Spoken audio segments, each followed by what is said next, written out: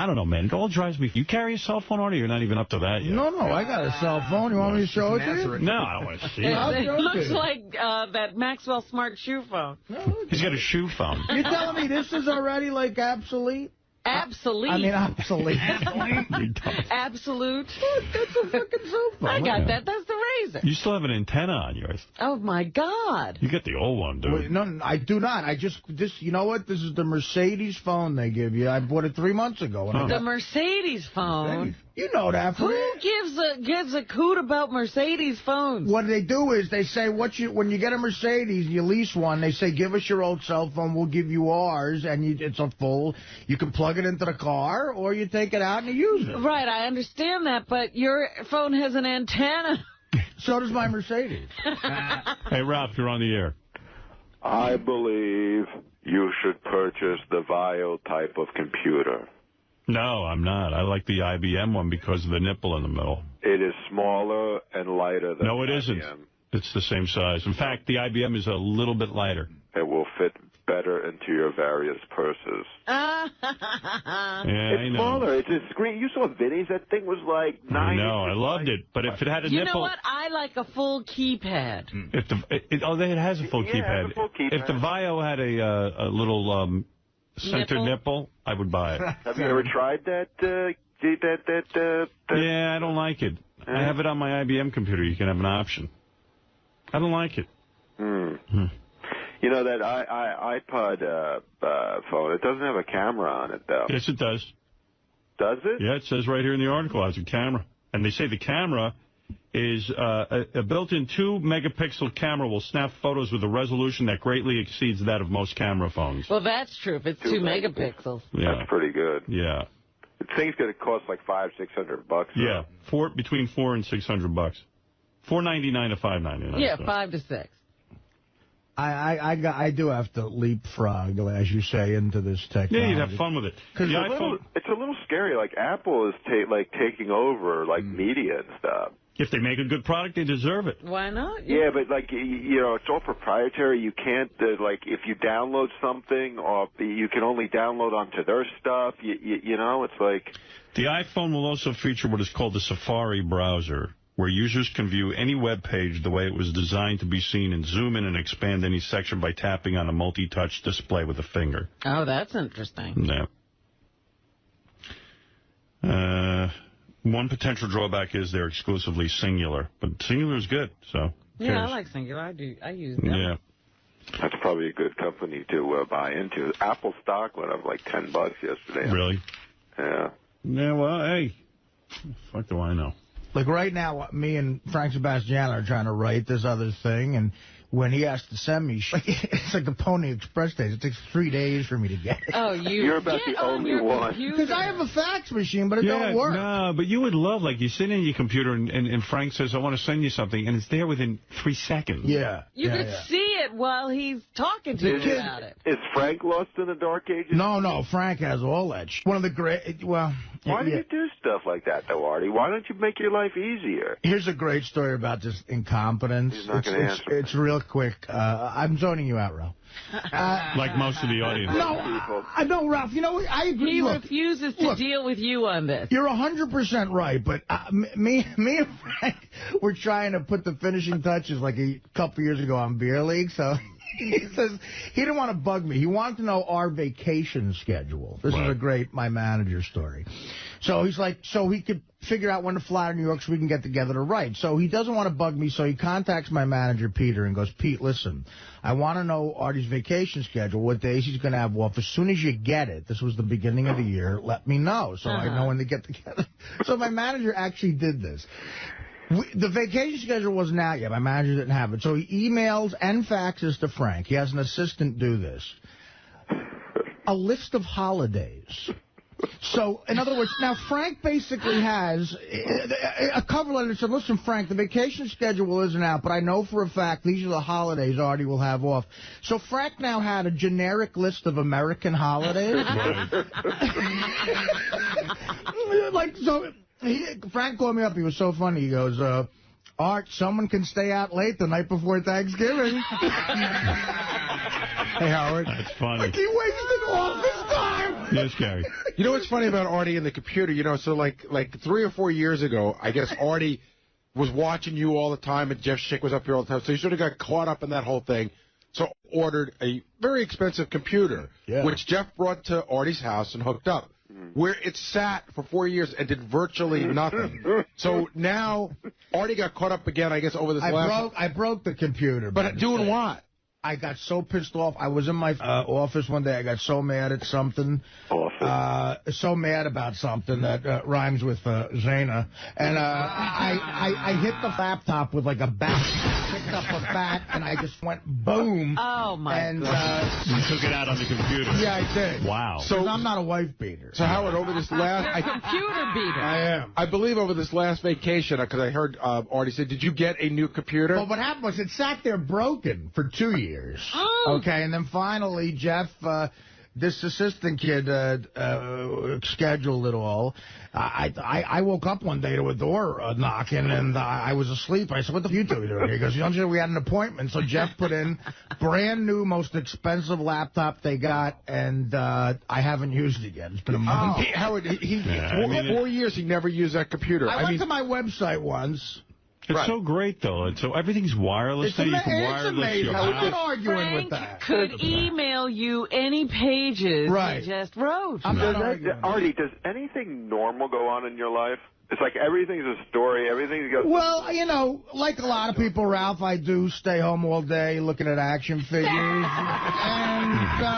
you know, I have those normal days where I'm afraid of gas and I won't leave for 4 weeks. It's not normal. Your driving is not normal. How about 40 years? My driving's not normal. How is my driving not normal? You squeeze yourself in that little car and then you drive 900 miles an hour drunk through the streets of New York. Oh. Excuse me, I did hear something the other day. One time that happened. The other day when Artie... Howard. Yeah. The other day when Artie and Scott got out of here, apparently it took a while for Artie to get the seatbelt. DePace, you're a dirtbag. No, because DePace has one of those awful conservative Republican, I'm conserving everything, shaved cars for one of his jerk-off kids not to, like, hit his head or something. This is great. And it's like an enormous, like, ugly hay car. It looks like a guy who just never had an ounce of fun in his life. It's a Dodge Charger. A Dodge Charger is like a muscle car. It's like a Mustang. A muscle car. You know what I mean? My car beat the shit out of your car.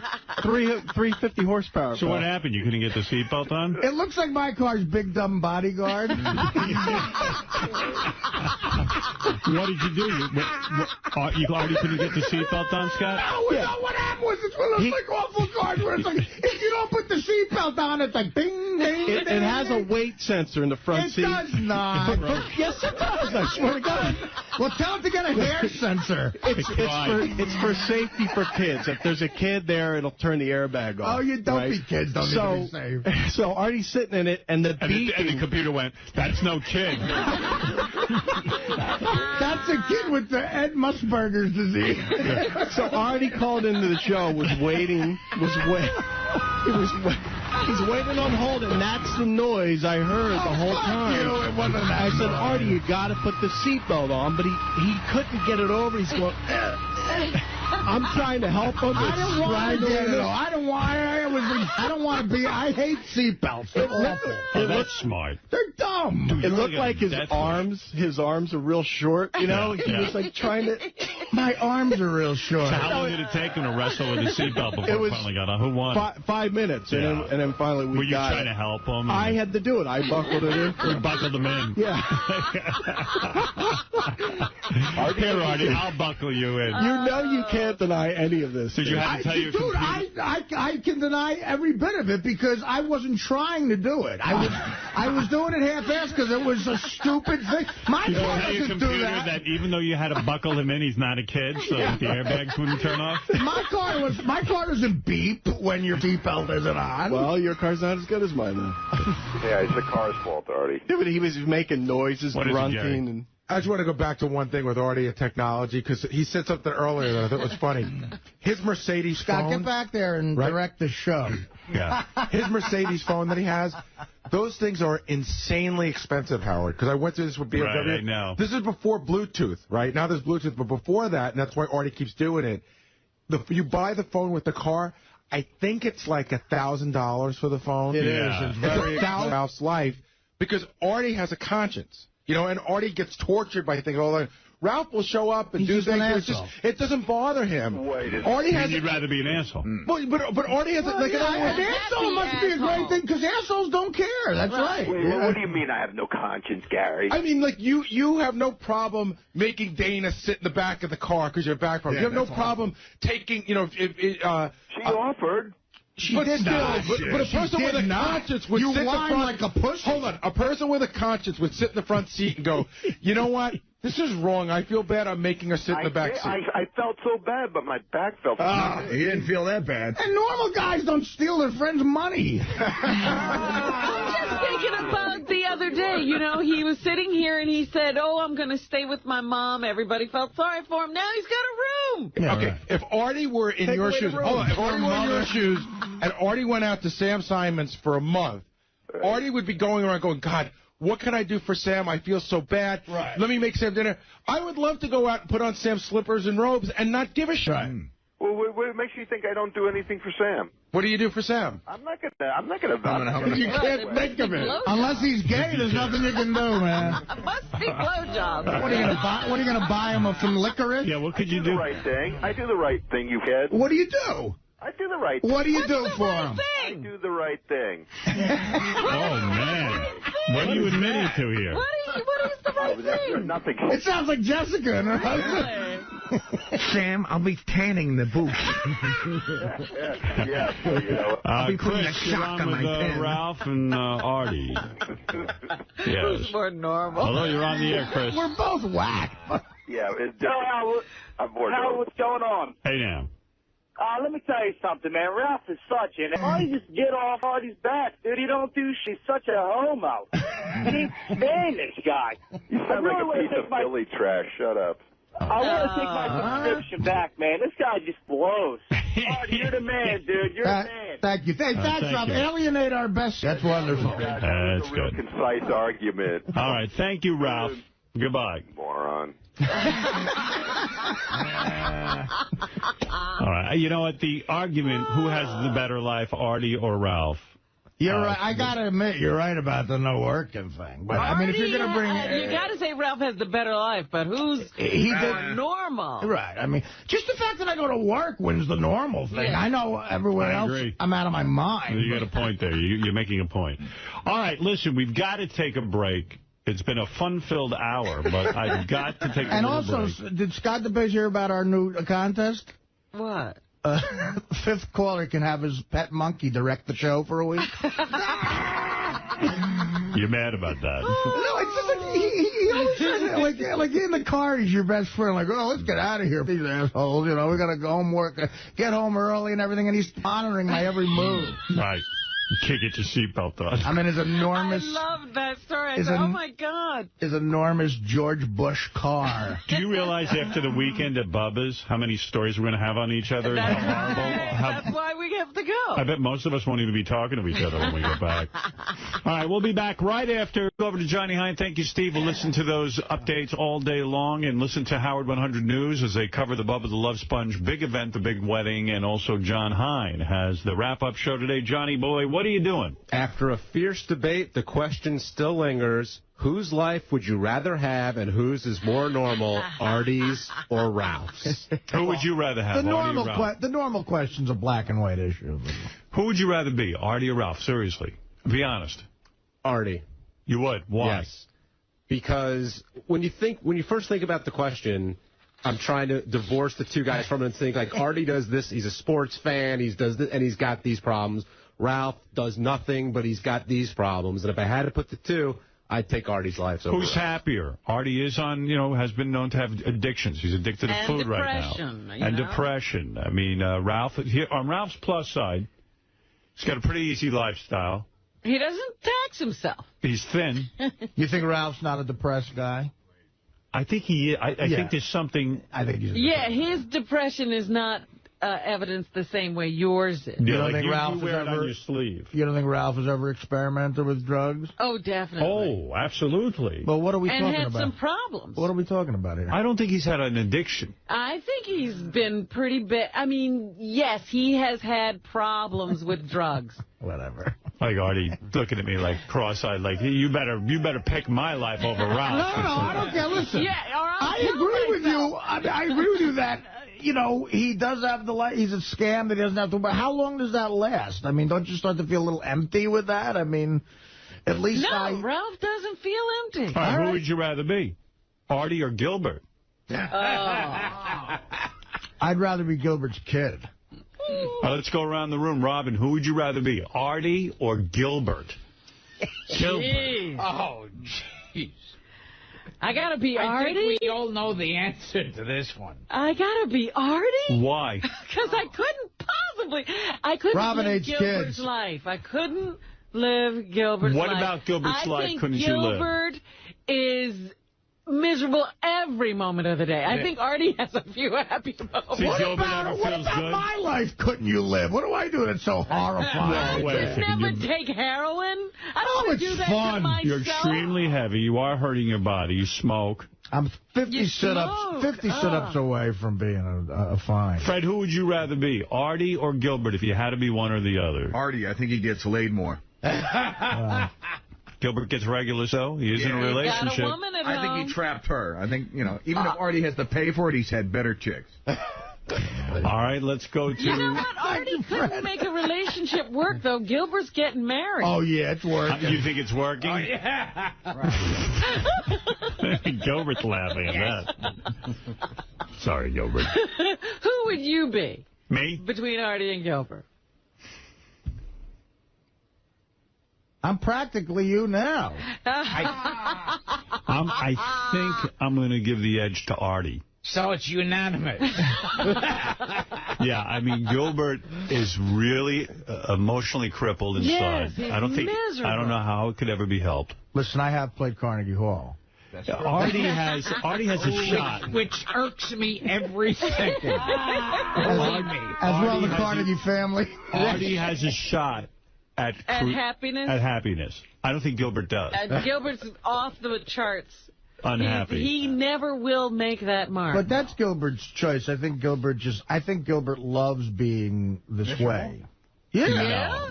No, I mean, he's clearly a smart enough guy to know how to, like, you know, get out of certain ruts that might... No, that's not how it works. Do you ever wake up happy?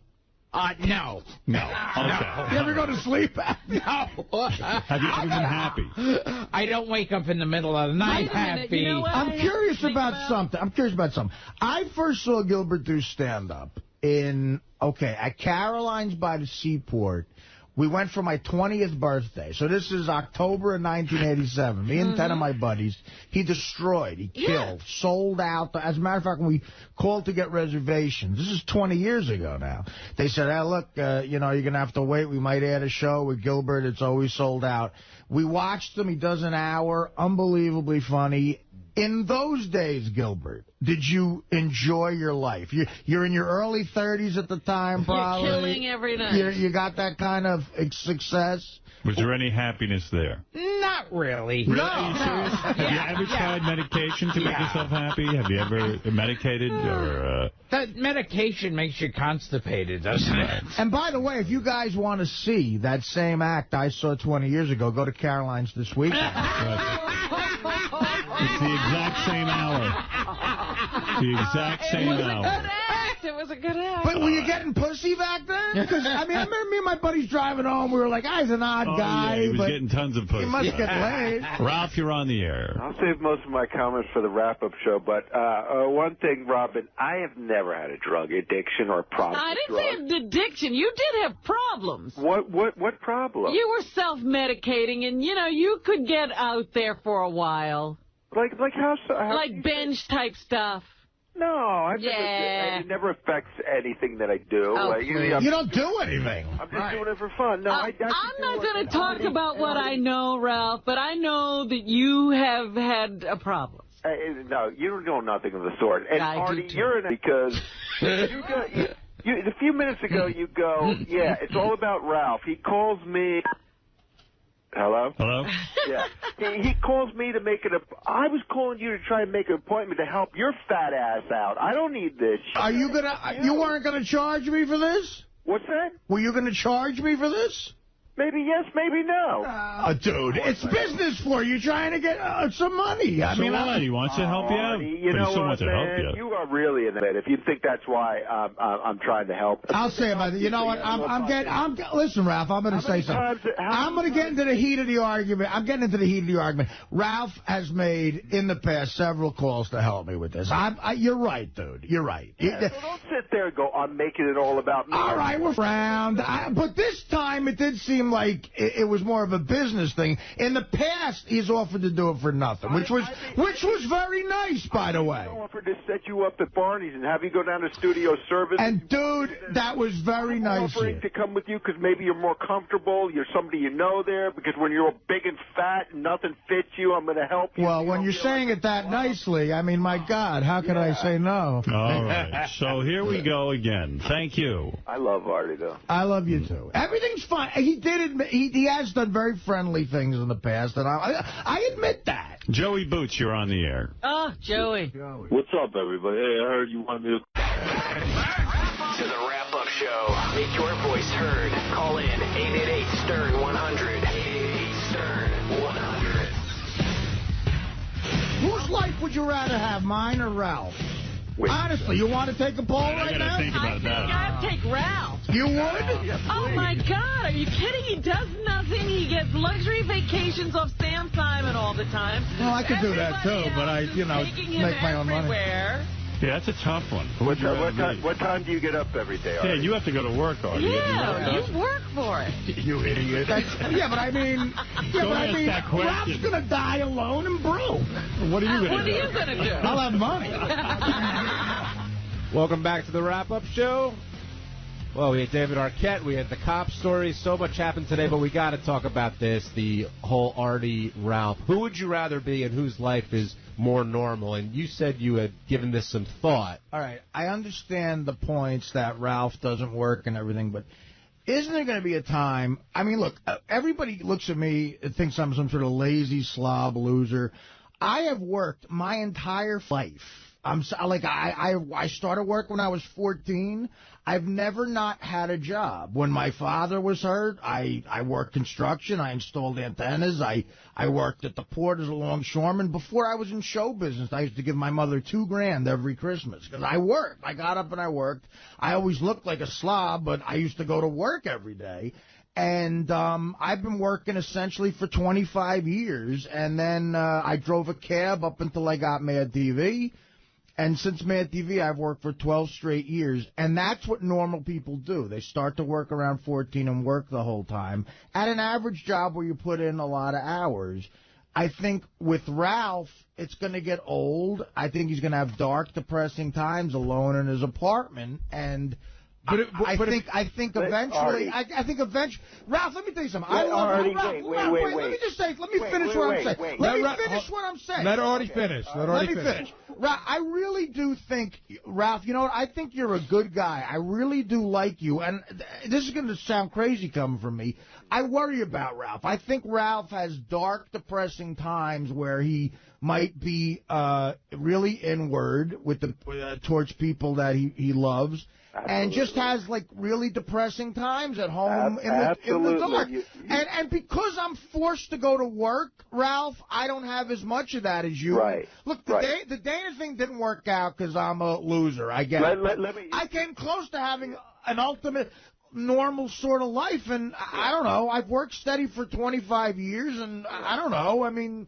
That's my point about it. Artie, you're right in a sense in that, like, you know, the other day when when that gas thing came up and I didn't go to Howard's, you know, I was like, I had too much time to think about it. Right. You know what I mean? Like, I had a little extra time, and I was like, well, you know what? So, you know, I think I know what you're saying in that sense, but when you say that I haven't worked, it's really a ridiculous misconception. I've worked since I had so many jobs. I mean, I was the guy like shoveling snow, mowing lawns. I mean, before I could even drive, I had jobs. I mean, I always had my own money and I had my own job. And just because I have a job now that you guys can't seem to put your finger on it and say that I'm not at the station from this time to this time doesn't mean that I don't do anything. Do you feel pressure in your life, Ralph, work-wise? Like what Artie's saying is there's a pressure for Artie that he's got to be here 4 days a week, that he's got to be here by 6 o'clock. But Gary, no, I'm asking you. I'm not accusing. I'm asking you. No, but I'm not trying to get defensive. But I did that for 4 or 5 years when we started the E! Show. I was there every day at 5:15. Right, but now you don't do it. I did not miss a day. But I got that. But Ralph, you're talking like a millionaire who used to work and now he doesn't need to. It's clear that you probably need more money in your life. I do work. I'm not saying that. But you have time. Job. All I'm right. digging a ditch. How many hours a week? So seriously, how many hours a week do you work at what it is? Forget that we don't understand what you do because I don't fully understand. Right. But how many hours Neither a week? do I. But how many hours a week does it take you? Well, I shouldn't say that. How many hours a week do you put in? It depends week to week, and it's the kind of thing that it's always on my mind. Whether so do you feel pressure? Doing something for Howard, for Letterman, or doing something, or just running around shopping, or over the internet, or ordering things and clothes, and it's sort of all encompassing. Average it out. Gary's asked a legitimate question. Try to on average the hours you put in every week. You put a number on it. I don't know. That's hard to say. All right, but listen, Ralph, okay, I apologize because I'm going by the show stereotype that Ralph doesn't work, blah, blah. And that's all fun and stuff. And you know what? Part of it is my fault. I sort of play into it. I'm not saying I could probably have another job based on what I have to do for Howard and the show, but That's my point, Ralph. You clearly are a guy, by your own admission, who could use more money, and you clearly seem to have a lot of extra time. You do work, but there's so much more you could be doing. Like right now, I technically am working, like, I have a full-time job at a radio station. I have a full-time stand-up schedule. This Fox deal is a full-time thing. So I'm working like 3 or 4 jobs. And if something comes my way, I'll do it. I don't avoid stuff. When we were doing the Friday show, I put in a lot of time doing that. I don't avoid, I don't like the misconception that I'm lazy because I am not lazy. And I give 110% to something if I'm into it. But you don't have a normal job, and you're proud of this. You're proud of the fact that you don't have a normal job. No, I never set out to have a normal job. I'm more interested in having a lifestyle. But don't I'm not living for work. And you know what, dude? You don't have a normal lifestyle either, and you're proud of it. But doesn't that, in fact, win the argument for me with the normal question? Clearly, I have a more normal work existence, which makes a more normal life. I think I clearly have that. Guys in here, who do you think has the more normal life, Artie or Ralph? Gary? Well, normal in the sense it's hard to define normal in the sense that Artie has a more traditional life. Okay, he goes to a job every day, but it's not a traditional job. But he did do that. Artie did have that for a long time. Artie worked I haven't for a long time. But Artie worked the docks for a long time too. Let me say. But hold on, Artie worked the docks for years, and that's as normal and hard a job as. Okay, but that's a hard job. But in Ralph's defense, I haven't done that since I was 25 years old. I'm 39. But you did it, and you were fully prepared if you had to for that to be the rest of your life. Right. You know what I mean? That and a lot of booze, but that would have been the rest I used to manage an office. Where? What do you mean? Bronze Automotive, Morristown, New Jersey. Bring your car there. Hey now. No, so it was like an automotive parts store? It was an automotive repair place, and I went in 8 o'clock every morning. And how long did you have the job?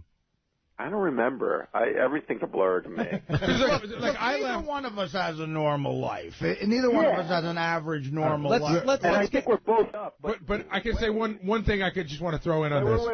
Wait, Gary. Let me say we're both in different ways. Like think about you, Artie. Like you were clearly in love with Dana, but you had some problems. You couldn't like. I blew it. You blew it. Right. And me, like, I can't even get to that point where I can blow it. That's what I was going to say. Ralph, I've known Ralph way longer than I've known Artie, and the only thing that Ralph had that bordered on a normal relationship was the girl that he was dating when we met, which to me almost doesn't count because it's almost like your first, like it was a relationship so early in his life, it's not a real relationship. Well, is that fair to say, Ralph? Yeah, well, you went through two. You knew two. I don't know if you knew both of them very well, but there were a couple. But, I didn't know anyone except for the one, I got to tell you. Patty? That's it. The kid, when I first met you, I was seeing this girl, Kim, but she was like my first girlfriend. And, you know what, I just got tired of it. It's like they both fizzled, and, you know, it's like, you know. But that's got to be 15 years ago since you've had, how long has it been since you've had a relationship that's lasted more than a year with a woman?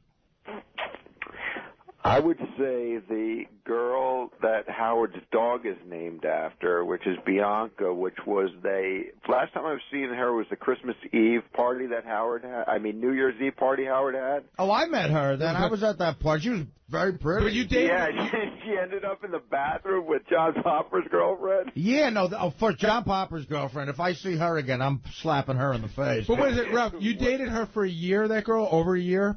Yeah, probably. Yeah, maybe.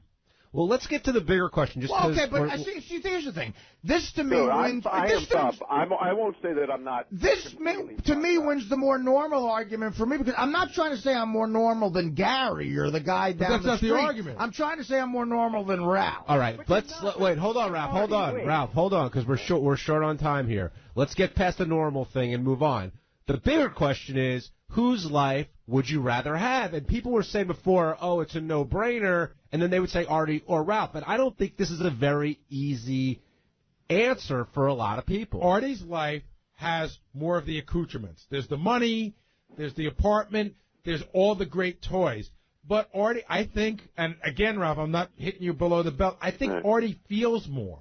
And when Artie feels more? He feels more. And I think that Artie's depression is because he feels things. He feels hurt. He feels things that he hasn't done. And I think that you don't feel things the way he does, and I'd rather be you and not feel bad. Yeah, Gary and I were going back and forth on this, Ralph, and the thing he kept coming to was the fact that you don't necessarily have a conscience, or you have one, but it's not one that most people and so therefore you don't realize a lot of things that might bother me if I was you. I mean, I don't want me to put words in your mouth. That's about right. Like, Artie labors over, oh, am I doing the right thing? You don't labor over those things the right way. For instance, I could live with Sam Simon. I could stay with Sam Simon every time I go to Hollywood. Can I tell you something? Whoa, wait. I do. I do. Just because I don't sit and announce it is not true.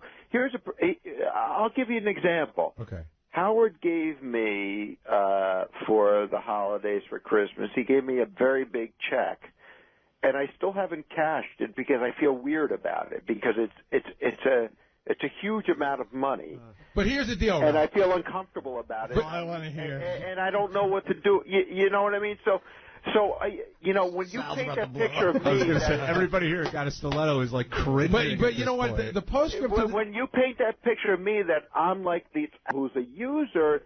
It insults me and it insults my family, and that's what I don't like about that. And I'm not saying that you're a user, but I'm saying that there is a part of you. I will take the free hotel room. Right. No, there's a part of you that doesn't, like here's a perfect example. Yeah, we all got the free hotel room. You got the check and the free hotel room. Here's a great example, Ralph.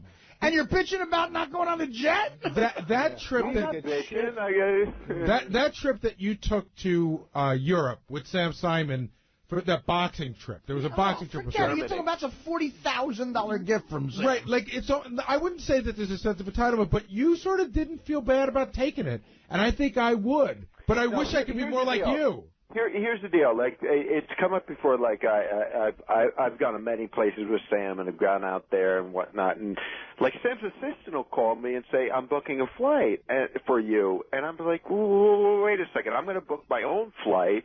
You know, Sam's doing this or that for me, and he's not going to have to fly me, too. That's ridiculous. And I call Sam, and I talk to Sam. I go, "Sam, I don't want you to do that. That's, you know, you're putting me up in, in a hotel or taking me to Hawaii or whatever this is. He's paying for this place in Hawaii and that kind of thing. You're not going to have to fly me, too." And Sam's like, you know what, that's right. He goes, I got 1 million frequent flyer miles. It's going to be paid for, and don't worry about it. Ralph, here's what you do. So I'm not you argue don't make the call to Sam, you book the flight. You just book a flight. Listen, and you go, Sam, I booked the flight. Wait, Artie, let me finish. You're giving him the opportunity to justify it for you, Ralph. You just do it. You just book the flight on your own. Let me finish the point. If I just think differently. If I had millions of dollars, like somebody like even you maybe already has, and I have friends, why wouldn't you fly your friend here or there, or put them, if you rent a place, or you know, why wouldn't you share it with people? You know what? If I had $1, I would spend 50 cents of it with a friend of mine. I don't care. What the? So you know what? Hey, Ralph, I have a suggestion. Ralph, I have friends that I try. I'm sorry, Sal, but I have friends that I try to do that with. I try to fly my buddies out all the time, and these are kids who need money, and they always go, Art, I don't want you to do that. They make me not do it. They force me into not doing it, and then they just. I guess I'm just an. At time, you know what though, Ralph? In a way, you kind of are, man. I hate to make this revelation, but I have buddies like my stand-up gigs in Vegas. I go, please, guys, come. They're giving me a free room. They're paying for it, and they'll say no, and out of nowhere, they'll just show up at the gig and go, Art, I got myself out here because I want to spend time with you. That's what somebody who really means they don't want you to pay for it does. I mean, you know. In a way, you should feel insulted that Sam thinks you're this kind of a charity case. You know, like it's insulting as an adult. No, you know what? I'll be honest with you, Artie. You're right. Part of me feels that way, and that's probably why I haven't cashed that check that Howard gave me. You'll cash it soon enough. But yeah, I will. I mean, you'll cash it soon enough. Everyone's looking at each other. I wouldn't. Guesses on the amount of the check, around. You're a bit of an for saying that, but Ralph, that's okay. Ralph, look, I don't want to play it. Every time I've gone to Sam's house, he has not given me a ticket to go out there. All right, you know what I mean? Around the room, quick. Stamos gave you the ticket. Whose life would you rather have, Artie's or Ralph's? No brainer. I'd rather have a heart than be a Artie Lange. Richard. Artie Lange, of course. Artie's well-respected. He's hilarious. He's awesome. JD, one word. They're both miserable, but I like Artie more than Ralph, so I'll be Artie. Benji. What does John Hines like? Gary? I'm going to stick with Ralph's life. All right, I'm going with Artie. Ralph, thanks for calling in. Artie, thanks for being here. Gilbert. Now I feel bad for Ralph. Thanks, Gilbert. Gilbert's got 50 cents you can hear on the radio. Yeah, as long as I'm going through the email, Ralph inspired more hate. Ralph is ugly. He tries hard to look like you, but he doesn't. Please don't let him on the show anymore because his aging face makes me want to vomit. Talk to Ralph on your own time. Who let that berry face fall in? He brings the show down. Get rid of that lead weight. I'm really sick of him. You have real people with real talent who call in. Why, Ralph? I will tell you why Howard is gay and Ralph is his girlfriend. That rumor persists. I know. Ralph is strange. Evidently, Ralph was on the wrap-up show talking about that I gave him a bonus for working. Yes, I heard that. Yeah, I was wondering how much of that you heard. I have it here on tape, and it was funny because I heard it set off a whole thing where people were like, one person speculated it was as high as 6 figures, the bonus. Really? That's right. Well, Ralph didn't indicate how much. Well, Ralph isn't for saying he got this huge bonus and everything. I mean, he just, you know, he really shouldn't have done that, and I'll take that up with him privately. But secondly, yeah, I did give him some money. I give him some money every year because he works for me in my home, and works for me privately outside of even what he does here. So, you know, that's my thing. I like to be, you know, generous with people I work with. Mm-hmm. But at the same point, what does he have to go announce it for? Makes everybody cuckoo. Because he makes people, Ralph has a way of saying just the thing that'll make everybody crazy. I know. And then he called, I guess he felt guilty about saying it, and he called Beth later in the day, and Beth was completely dumbfounded by Ralph. She goes, he called me and said, you know, I was talking about I feel really guilty when Howard gives me something. We're sort of like in the same boat. Like if Howard gives you some jewelry, don't you feel... Oh, my God. What is he crazy? That is possibly the most inappropriate statement I've ever heard. But that's Ralph. Ralph is So Beth was... I just got douche chills. So did I, and I said, what does that mean? Does he think he's my girlfriend? Right, Yeah. like he's rude. in love with you, and when you give him a gift, he has a feeling. He thinks Beth must have. Commiserate. I mean, You and I are Howard's girlfriends. I'm the rudest slob on the planet. I know how rude that is. Which gift embarrassed you the most? He has no idea what he's doing. Well, listen, I was sitting, the wrap-up show, the setup. I was backed by John and Gary, and when Ralph said that check, I looked around the room. Everybody had a look of such anger on their face. But here's what aggravated me. You were very generous. Your gift to other people was the private jet and the hotel room.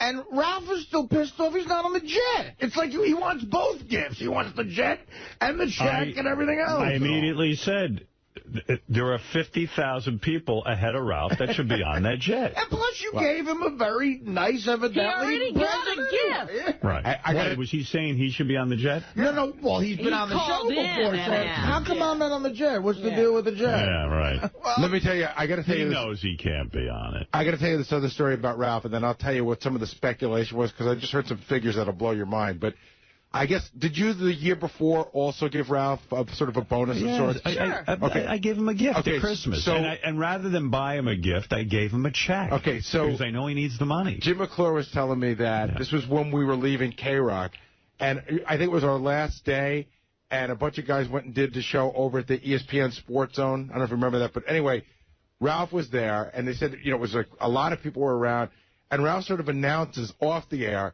that he's got this envelope that's got your gift in it. Then he puts it under the table and he opens it. And he goes, "Whoa!" and puts it back. And everyone was like, it was just so weird. Weird. There's some weird thing that goes on with him. I work for a celebrity. He's been trying to announce this gift. He finally, nobody would pick up on the hints he was dropping, I guess. Yeah. So he finally had to just blurt it out. What is that about, though? Why do you think he needs to do that? I don't know. Ralph is self-destructive. It validates his relationship with you. But he's also self-destructive in the sense that he could damage that relationship. But here's Ralph. He's the that will do that. But when he takes us to a different level, because he'll do that and then not pay for the check. You know what I mean? It's like he'll then make you pay for lunch. Right. You got into it with him on the wrap-up show. I'll play some of that. Did you hear the wrap-up show? I only heard bits and pieces of it this morning when I was listening to the replay. Two subjects were covered. The fact that me and Gilbert completely offended Robin, and I apologize. You didn't offend me. I couldn't hear myself, and I was trying not offended. to have a conversation. You got mad at me, and I hate when Robin gets mad at me. I didn't get mad at you. She wasn't mad at you. No, she was not. Not at you. I was trying. Actually, there was a story I've been meaning to bring up about that senator who has, and I really wanted to have a discussion about it, and you guys were carrying on, and I couldn't even hear myself think. Well, for whatever it was, I apologize. You don't have to apologize. Scott DePace said it was the funniest thing in the world, you and I trying to have a discussion with us. It was. But that's what made it all work, and we know that. The speculation that Robin was angry came afterwards because we asked her to do the wrap-up show. I didn't ask her personally. But every time there's a racial incident on the show, you don't have to come get Robin. She's the default. We just wanted to get you because you were pissed. I didn't know whether it was racial or not. That's the whole point. When I screamed, shut the fuck. Just shut the fuck so I can talk. But I'm sort of offended the show. I'm sort of offended Robin thinks I wanted Robin because we just wanted to find out why Robin was pissed. No, you wanted to talk about what Gilbert and Artie, I didn't even, half the time I would listen and hear a name yelled out, but I didn't even know what they were doing. We were just annoying. Eric the Midget, you're on the air. Fred will scare the clouds away. Brian, you're on the air in Red Hill. Howard. Hey, now. Hey, now. Hey, congratulations on your 1 year. Thank you. Artie. Hello. Yes. Nah, that's right. I forgot he laughed. I saw his movie. I thought he was great. But the last time I saw him was like on the E! Show. And then I seen him on Letterman the day before. I saw his move, and he was like, yikes, he's got to cut down the freaking sodas, dude. Well, let's just put it this way. Artie's off heroin, and I think that that resulted in some binge eating, but I'm glad he's off the heroin, and I think eventually he'll get the weight under control. He's done it before. He just started, he tried to get off soda. He wasn't successful. Yeah. I mean, he's an ex-athlete, I guess, so I don't think it'll take him that long if he gets a regiment going, to slim down. Yeah, there's a lot of muscle under all that fat. Yeah. Yeah. Robin. Yes? Were you really pissed yesterday in the hallway after the show before the wrap-up? No. No, I was not. I can attest to that. I was with Robin, and Robin said to me, this is so silly. I got to go. I couldn't be on the wrap-up show today. I got an appointment, and these guys are acting like I'm pissed. I'm really not. But I've been listening since, like, 86, a long time. Yeah. And yesterday's news, I think it's like an instant classic with Gilbert in there. Most definitely. I was, the Barry thing. I mean, it was getting a little annoying after a while, but, you know, I think it's an instant classic. Yeah, well, then... glad you enjoyed it. Glad you enjoyed the show. That's all that counts. It's here for you. Pete, you're on the air in London, Canada, believe it or not. Pete, you're on the air. Hey, now. Thank you so much for the past year, everybody. I don't want to name names because I don't want to forget anybody. You all do a fantastic job. Thank you. I live in an area where I've never been able to get you where I live, at home. I could only listen to you if I was out on the road on business or something. And so this past year has just been phenomenal. You know, this last year has been phenomenal for us as well, and got a nice letter here. A couple of nice letters. Happy 1 year. I'm from Amarillo, Texas. I just wanted to say thank you. I've been stuck listening to those lame-ass Bob and Tom every morning, and now that I've got Sirius for Christmas, I feel like I've been liberated. I've never enjoyed morning radio so much. This is the very best. My commute to work is ridiculously great now. It stays on Howard 100 and Howard 101 all day long. Thank you again, Howard, and the rest of the gang. And may your next year be better than the first. Congratulations. Thanks, Kevin from... Where is Kevin from? I don't know where Kevin's from. From heaven. From heaven. Kevin from heaven. Yeah. Not a lot made in the newspaper about our old radio station in New York completely. You know, that is amazing. Is there a payoff there or something? Because our old radio station in New York... If you took a minor dip in the ratings, it was headline news. David Hinckley used to write an article and go, sometimes I'd be #1, but instead of a 9.8, I'd have a 9.6. Right. It wasn't like you changed your rating. Stern down. But if you just didn't get as many numbers or as high a numbers you did the last time, there was big news about your demise. The fall ratings now have the whole radio station, K-Rock, lower than when David Lee Roth was there. Well, you know, they keep making the wrong move. They shouldn't have gotten rid of David. Well, it certainly would have been cheaper. Can I just ask, is that an American thing? Like, I've noticed in Canada that there seems to be a media bias that, I mean, personally I'm a big fan, and so I've sort of known things when they come out. I had friends of mine come up to me, so I hear Howard's in hot water now, when you were off the air for one day or something. Yeah, there's tremendous media bias. You know, it's begrudgingly. You know, they report on stuff about me, but it's done begrudgingly. I mean, this is one of the biggest successes in history. And you can't get anybody to write about. Yeah, it's, you know, you can occasionally get a reporter who's hip to the show to write about it. But, you know, for the most part, I mean, I don't go out and sit there and form relationships with the press. I'm not running for president. But I'm talking about the media writers, particularly in New York. You just can't get them to do it. And they'll even quote guys who have ties to terrestrial radio, like Inside Radio. Clear Channel owns it, and they'll write about me, and then they'll quote it like it's it's an independent publication. It's like going to Clear Channel and asking for an opinion on satellite radio. It's absolutely ludicrous. The level of reporting sometimes is really, really low. We're speaking to someone we know. I don't know if he wants his name associated with this, but he said that the reason Rosie O'Donnell is secretly happy about the Donald Trump stuff, she actually has been planning. Her contract only runs through September. She's gonna. Right? She wants to get out, and she wants to start up her own show again. Where she doesn't have to answer to Barbara Walters. Deal with all those people and have her own say. Yeah. Yeah. So this will be a perfect way to exit and start her own thing. Thanks a lot, my friend. Thank you for calling. Thank you. Oh, can I just ask real quick? Yeah. The Ralphie Cakes song parody. Yes. Who did that? That was done by a comedian friend of ours. Genius. That's brilliant. Who did that, Fred? Michael Morse. Who else would think to rhyme slow-mo with homo? Michael Morse. Love it. Yeah. Ralphie Cakes, you are a lazy homo, Ralphie Cakes. It's like you work in slow-mo, you're a bum. No job gets done. While people go and earn their paycheck, you're at home just watching Star Trek. Ralphie Cakes, you've got disgusting berries all over your face. You'd rather catch than pitch, that's why you're Howard, and your name is Ralphie Cakes. Yes. And let's go to Chad. Let's get a bunch of people on the air here. Chad, go ahead. You're on the air. Hey now. Hey now. Howard, how are you? All right, brother. And congratulations on your 1-year anniversary. We're all psyched about it. Thank you. Hey, Artie, before I say this, I got to let you know I love you, bro. Thanks, brother. But it sounds to me, with these measurements, the kind of material he's using is going to be vinyl siding. It does sound like he's building a deck or something. On a serious note, Howard, I'd like to really thank you for supporting the police community. This is Chad from the cop from Westchester. Yes. And whoever put it together in September, Irish John, High Pitch, and Scott the engineer came up to Connecticut to support a sergeant there who had died.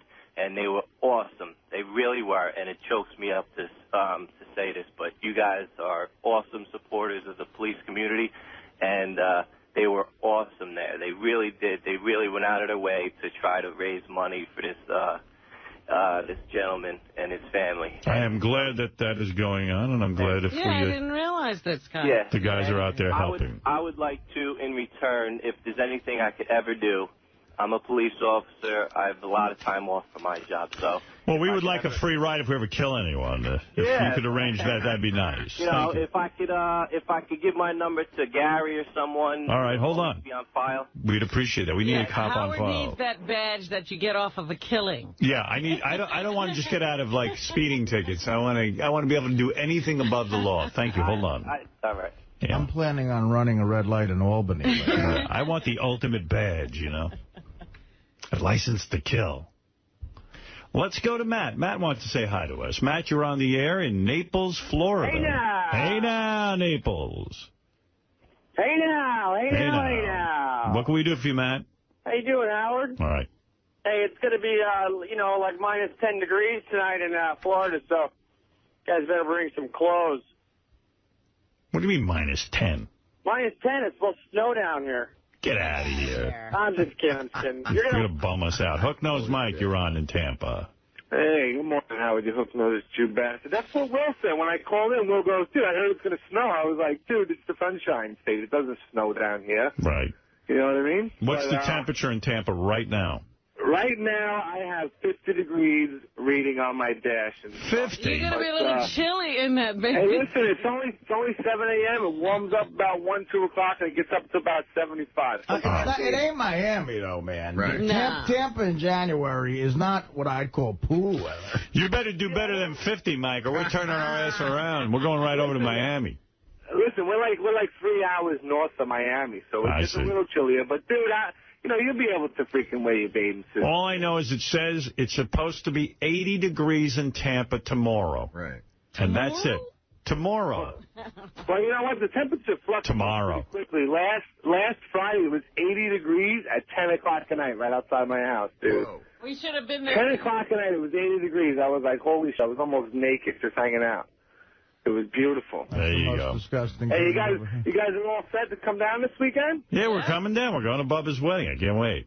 Hey, if Ralph gets on the plane, you better keep an eye on him. Make sure you steal anything from you guys. If you guys play poker or something. All right, Mike. Thank you.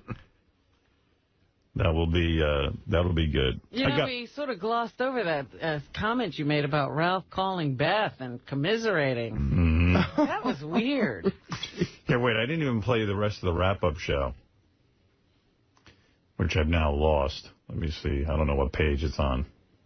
Guys, can you help me? Wrap-up show? Oh, I got it. Ralph sucks in pink, upper right-hand corner. I hear Pink shoe in yellow. Gary, pink shoe in yeah, yellow. I got it. This is, they're talking about Ralph's work ethic.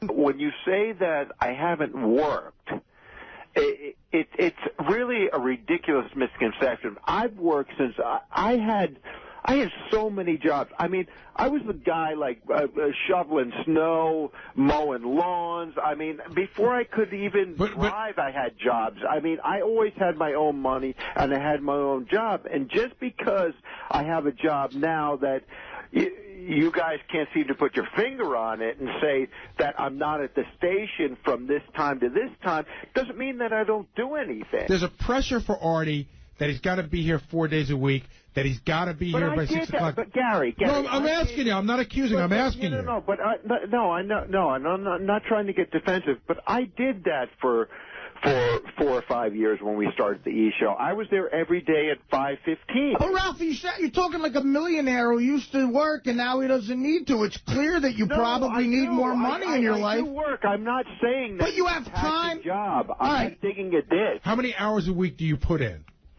It depends week to week, and it's doing something for Howard for Letterman, or doing something, or just running around shopping, or going on the internet, or ordering things and clothes, and it's sort of all encompassing. Average it out. Gary's asked a legitimate question. Try to on average the hours you put in every week. Put a number on it. I don't know. That's hard to say. See. You know what's really funny to me? It sounds like when Ralph was a little boy, he shoveled some snow, and now he's retired. Yeah, he retired. And like Artie made the point, he goes, hey, it's one thing if you're Sam Simon and you worked and you made a lot of money. It's not like he gave up working after shoveling some snow. By the way, he's listing all things that people do besides working, shoveling snow. Here's the wrap-up show discussing whether who's more normal, Ralph or Artie. Oh. I am not lazy, and I give 110% to something if I'm into it. But you don't have a normal job, and you're proud of this. You're proud of the fact that you don't have a normal job. No, I never set out to have a normal job. I'm more interested in having a lifestyle. But I'm not living for work. And you know what, dude? You don't have a normal lifestyle either, and you're proud of it. But doesn't that, in fact, win the argument for me with the normal question? Clearly, I have a more normal work existence, which makes a more normal life.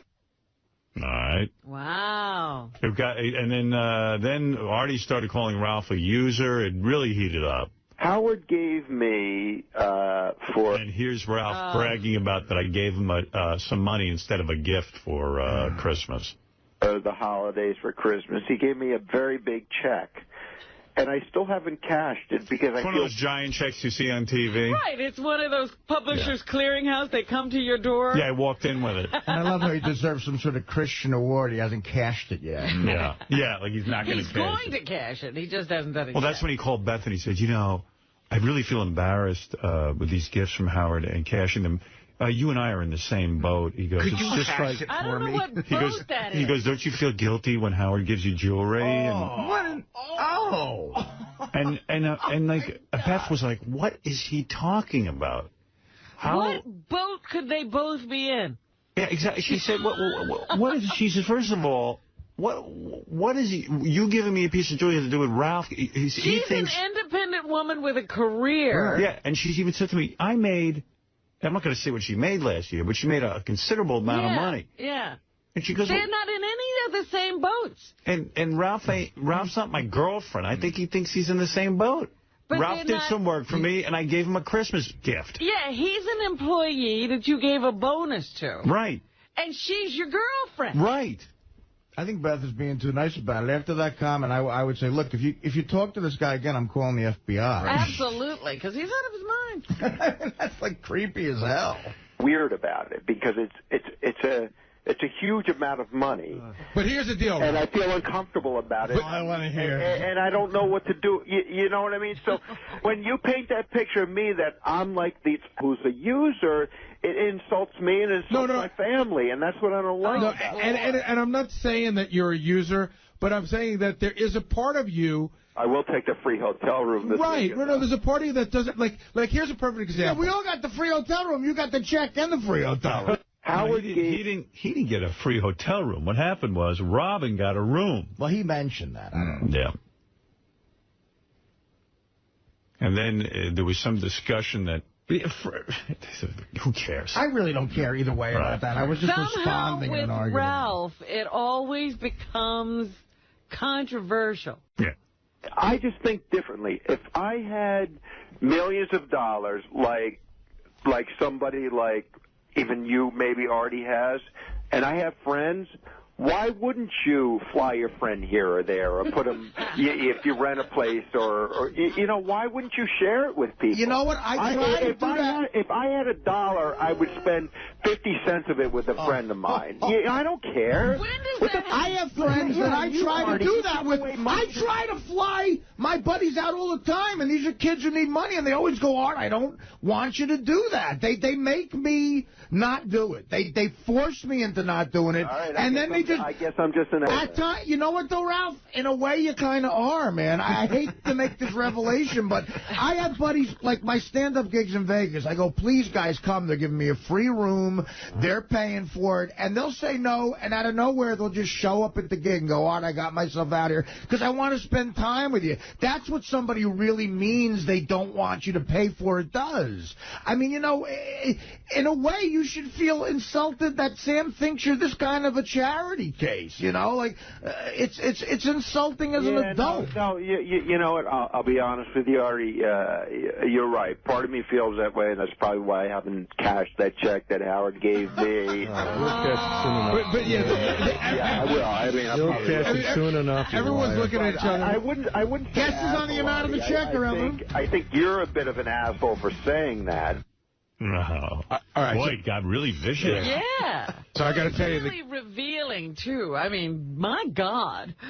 The guesses on the amount of the check, Howard. So literally, you heard we ended the show. It was nothing astronomical. The mics go off, and it's just like bedlam, Yeah.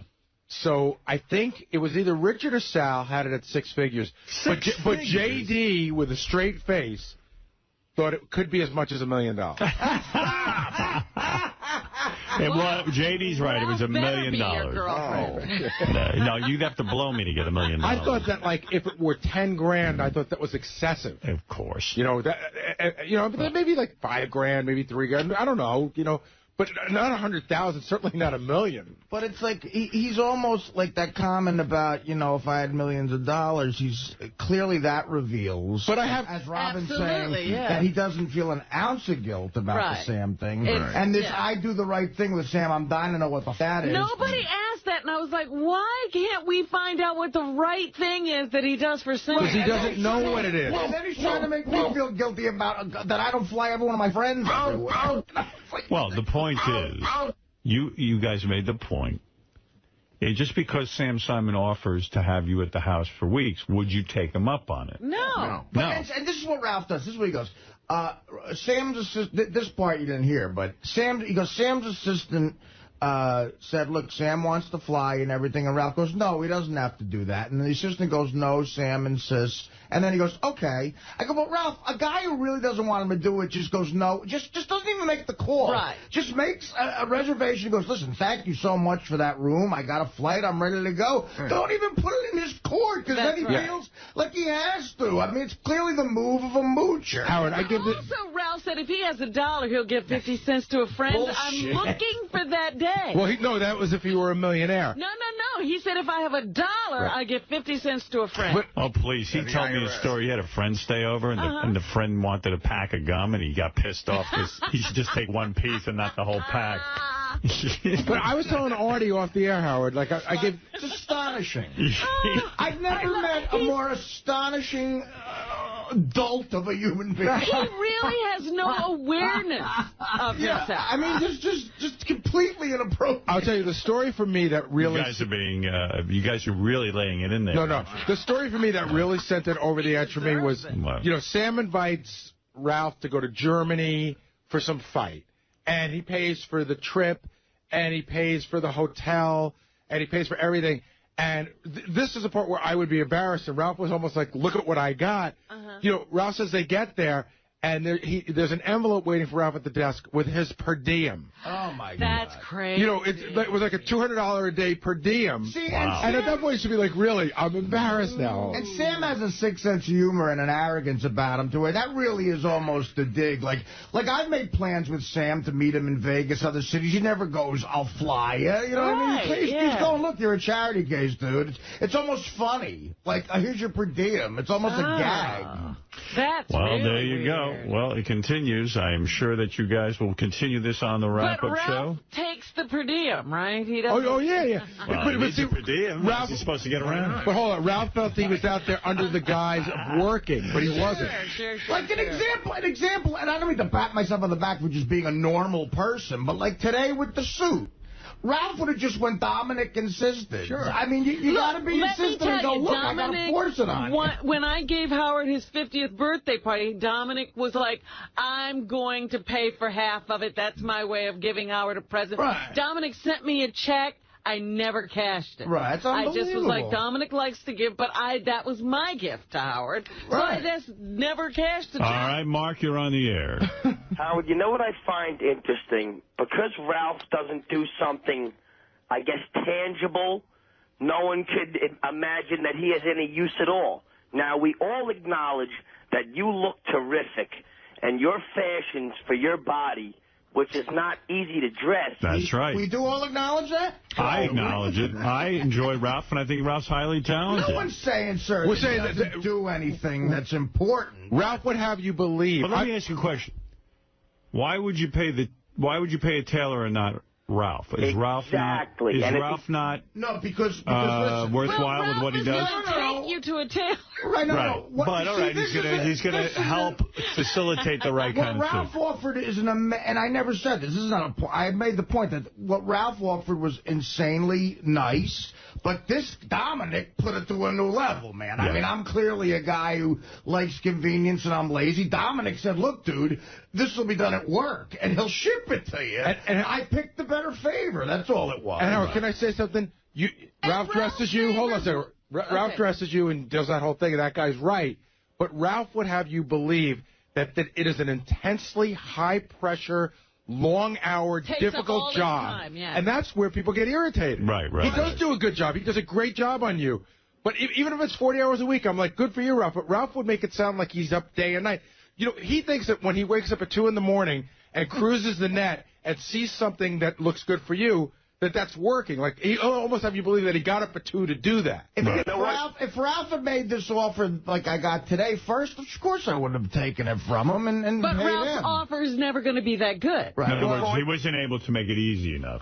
Well, I would have considered it, but when Dominic put this on the table, it was like, whoa, you know. I got to admit, Dominic sure knows how to get things done. That was amazing. Yeah. Amazing. Yeah. I mean, and to me, for a guy like me, that's worth any amount of money, that convenience. Fuck. Well, I can't wait to see you in your new suit.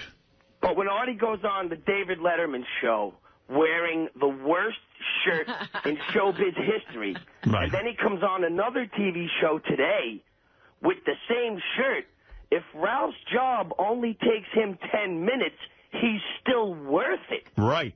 Who cares how long it takes him? Well, sir, I will get you a tape of Howard's Bill Boggs appearance, and you're going to change the shirt thing. Hey, here's something that's going on. Wait a minute. I don't think it's really about whether Ralph does something of value. Yeah, that's not the question. How he makes his life around that one something. Right. And he always says he never has time for anything else. All right, there we go. I'm going to end that discussion on Ralph. I'm going to move along. Does anyone want to hear Jessica Hunt? You can't be responsible for that. All right, anything else, Mutt? Yeah, we're also going to try and decide who is the better life, Artie or Ralph. Big discussion. Superfan Roundtable tonight. Who do you want to be? All right, Mutt, thanks. I'll see you in Florida. Excellent. I'm sitting next to Mutt on my birthday. Is that right? You got a seating arrangement there? Hey, Ralph. Douchebag on. Yeah, real quick. Why are you going around, like, begging everyone to know that you got a gift from me that was money? What do you mean? What do you mean? What do you mean? Why do you announce it on the radio for? Like, I get you some exorbitant amount of money. What are you bringing that in? It's something that came into my head, and I didn't think it would be a problem. And then you call Beth. I mean, hold it a second. And then you call Beth and you compare yourself to my girlfriend? What? You call her up and you say to her, gee, you know, it's embarrassing to accept things from Howard. Like, isn't it embarrassing for you to accept, you know how you feel when Howard gives you jewelry? That's not it at all. Oh, please. That's not it at all. You're not my girlfriend. I gave you a gift because you worked for me, and I appreciate you. And you've said but you're not my girlfriend. You're in two separate boats, and yours is leaking. You said that on the air, and Beth has a way of twisting things. She's not twisting anything. Yeah, she does. Like the time she goes to you that I was an hour and a half late for a meeting with her and I wasn't. That's what I heard from other people. And then the other day when she said that I said that I was going to end up getting a room from somebody for free when she was the one who said to me that she got 2 rooms for everybody and I should just go. And I said, I don't feel comfortable doing that. And then she goes and says to But what about what you said to her? What I said to her How did she twist this? What I had said to her was, well, if you want me to say what it was, I won't say what it was exactly. But there was something that you had gotten for her when I was shopping early on in your relationship. I was shopping for you. You got a bunch of stuff. You picked something out. It was very expensive. And Beth wouldn't accept it. She didn't feel comfortable.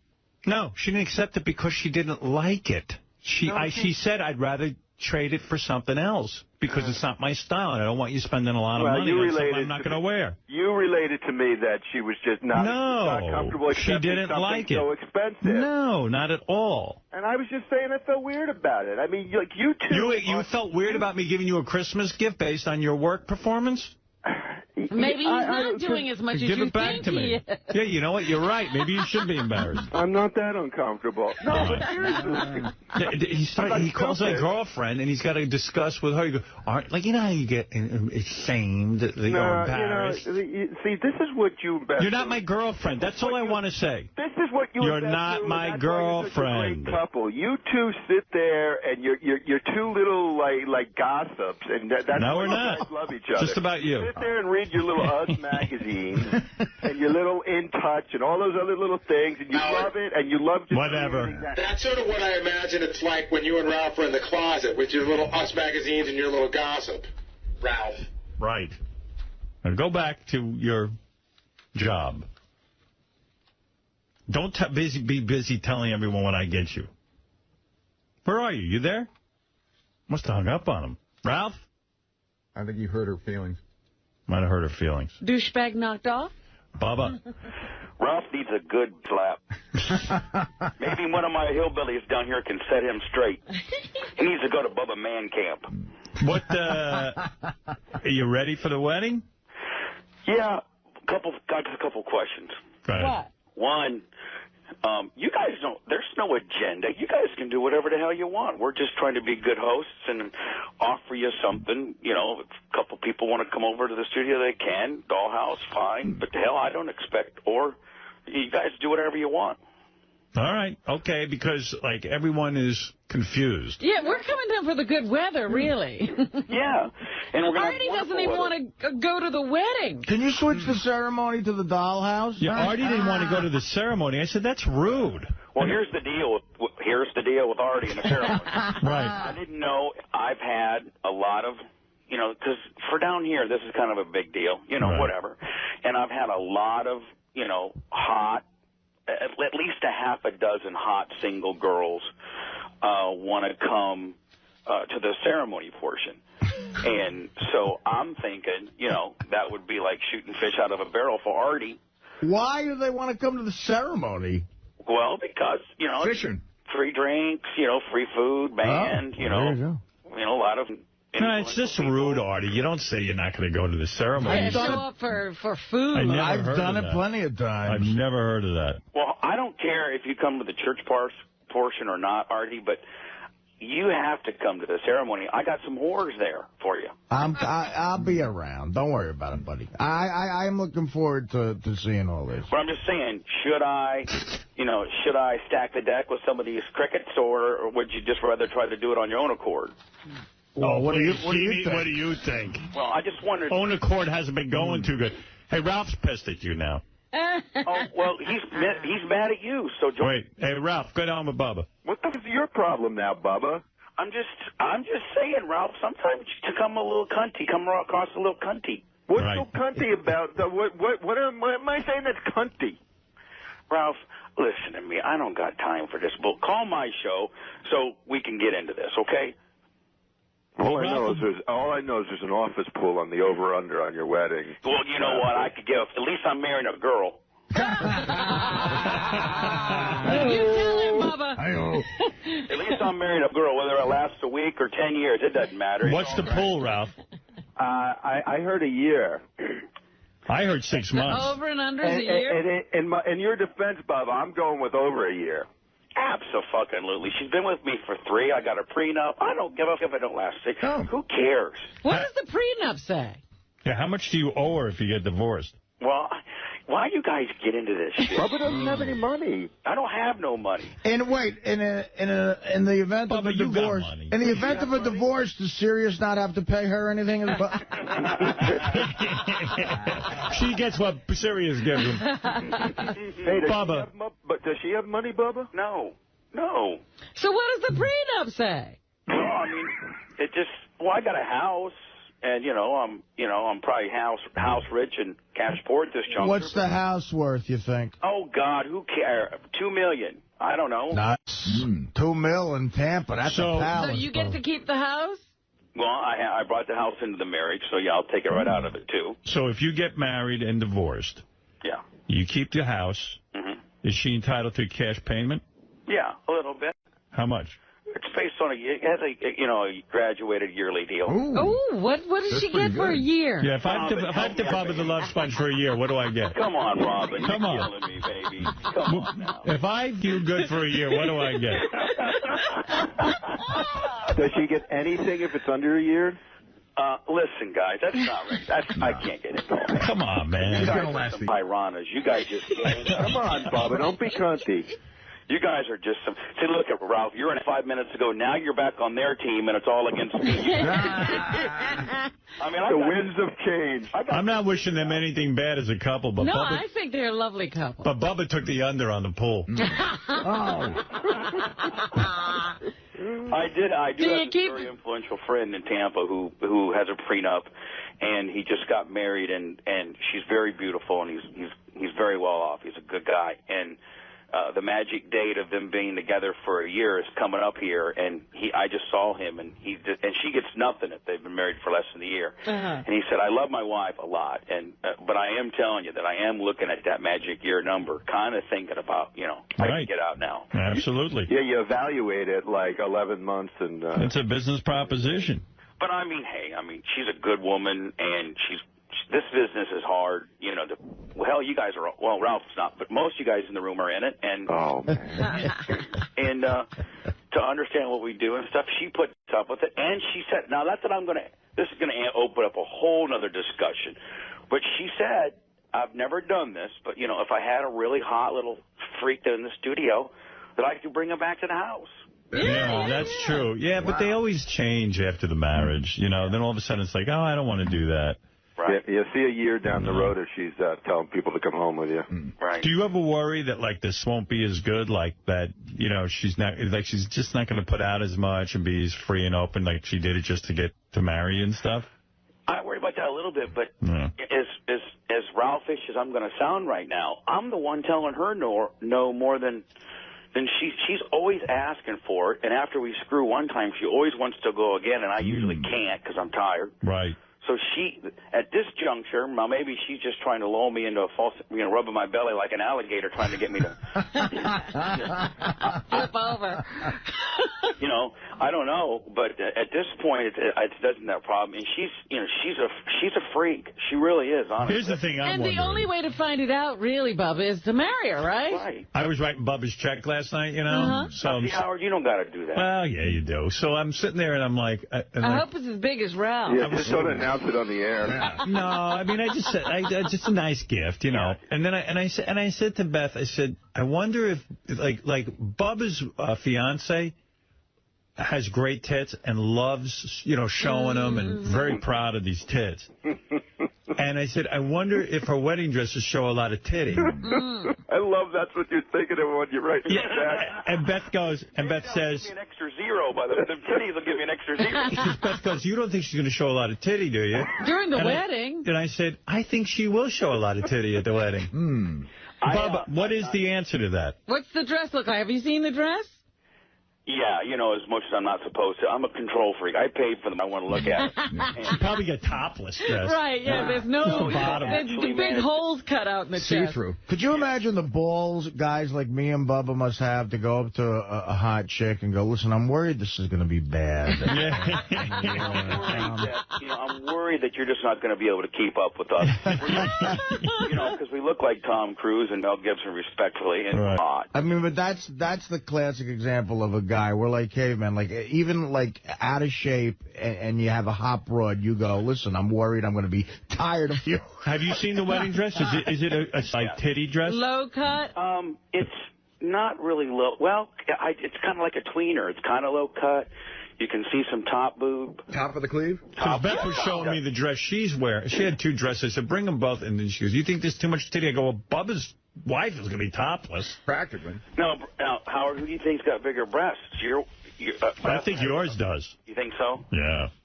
Yeah, she does have some big bazookas. She's got the silicone. I've seen them. I've seen them. Yeah, you have. I had to whip them out of the. I had to rip. I saw Bubba's. She got topless up here? Not up here. Oh. I saw her somewhere else taking Somewhere a top else, off. huh? Yeah, I said. In my bed. Bubba and I were in bed with her.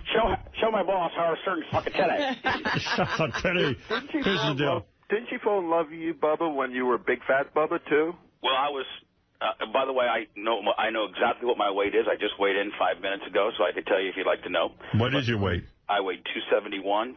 Oh, my You're God. You're thinner than Artie. No, but I'm not by much. What happened to you? No, but Bubba was 400 pounds. I'm being He's creeping back up there. No, the lowest I ever have been when you guys have seen me was 259. I was 259 when one of the very first times I ever met you. When you were taking those water pills so you look thin on TV? Well, I may have been really dehydrated. Tucker Carlson. My walking around weight's about 265, so I'm about 6 pounds heavy. But I've been... Like Bubba's doing Tucker Carlson. He wants to look thin. Right, so he's taking water pills. Yeah. So. But what about the operation? You borrowed him for the night? Are you taking pills for the wedding? I was 340 when Heather met me. Wow. Yeah. 340. Okay. Do you know your waist size? Because we just measured Artie for his suit for your wedding. Oh, my God, what was that? It was 50. No, it was 44. It was 48. You were 55. No. Wait a minute, Artie. My you waist size. He said, wait a second. He said under your gun was 40. Get the guy back on the phone right now. Under your gun was 48. No, it was your gun. He said waist size. Get that Gindaloon back on the phone. He said the waist size. By the way, you know what this guy just said? I paid him for this convenience. Yeah. He just called Ted. He goes, he wants me to come for a fitting now. Artie got mad there. Artie blew the... No, I was around, but I got the numbers, okay? Go ahead. The chest, the gut, the stomach. Yeah, the gut, the stomach. 55. That was right. That's not what you wear. Waist was 48. Waist was 48. That's under his gun. That's not really a waist. The gun was a different reading. Waist, the guy said waist. You're going to tell a tailor what he says? I know where a waist is. I've never seen a waist like that. I'm 6'11". Artie tells us he's 6 feet tall. Then he goes, no, I'm 5'10". I'm 5'10". Artie, how much tit will you be showing? Here's the funny thing. Artie's pretty solid. Like he doesn't look sloppy. No, I'm an athlete. I mean, and I'll tell you what. I like to fight. You're a retired athlete. One time, Bubba versus Artie box. You always want to fight. You want to fight, Bubba? He wants to get you in that octagon. I'd rather play in, like, stickball or something. I don't want to fight you, but I'm not going to fight this big dumb hillbilly. He'll kick my ass. I couldn't play Artie in stickball. Did you recover from your lipo, Bubba? Yeah, I didn't. First of all, Howard, I've never had the lipo. I've never gone that far where I had fat surgery, you know. I love lipo? No, I get you, Howard. Well, that's what I want to know. How's the operation going? How's your lipo? I didn't have Did they lipo your labias? I want to fight Howard now. That's the old times. No, Bubba had a surgery on his thigh. He says it was to what? What was it for? What was it? Varicose from a parachuting accident. Oh, yeah, right. You know what? I got the video to show. You guys are getting on my nerves. We're coming down to you, man. Bubba had a too much eating fried chicken accident. You don't eat on your thighs, Ralph. Hey, Bubba, admit something to me right now. When you invited everyone here to your wedding, you never imagined anyone was coming. You guys are worse than inviting our hillbilly crew up there. You guys are a bunch of prima donna little yentas. I mean, sure, you overthink everything. But did you ever think that we'd show up? I don't want to lay by the pool. I don't want to go to the dollhouse. I don't want to come to the I just don't want to. I don't want to plan. I don't want to plan. I'm Howard Stern. I don't plan for nothing. It's going to be 80 degrees. It's going to be 80 degrees, by the way, in Tampa this weekend. Yeah, it's going to be a beautiful weekend for your nuptials. It ain't going to be swimming weather. I'm telling you. It's 80 degrees in Tampa 80 in degrees January. is 80 degrees, it's bro. 80 degrees. It'll be breezy. It'll be chilly. Is the wind chill factor will be 18. Bubba, is it swimming weather? For you guys, it's swimming weather. For us down here, no, nobody swims in January. But for you guys... At 80 degrees, you don't swim? We'll be burning up. You guys will be the whitest people at the pool. Everybody will know the crew from New York. Why don't you bring the dollhouse chicks to the hotel and then?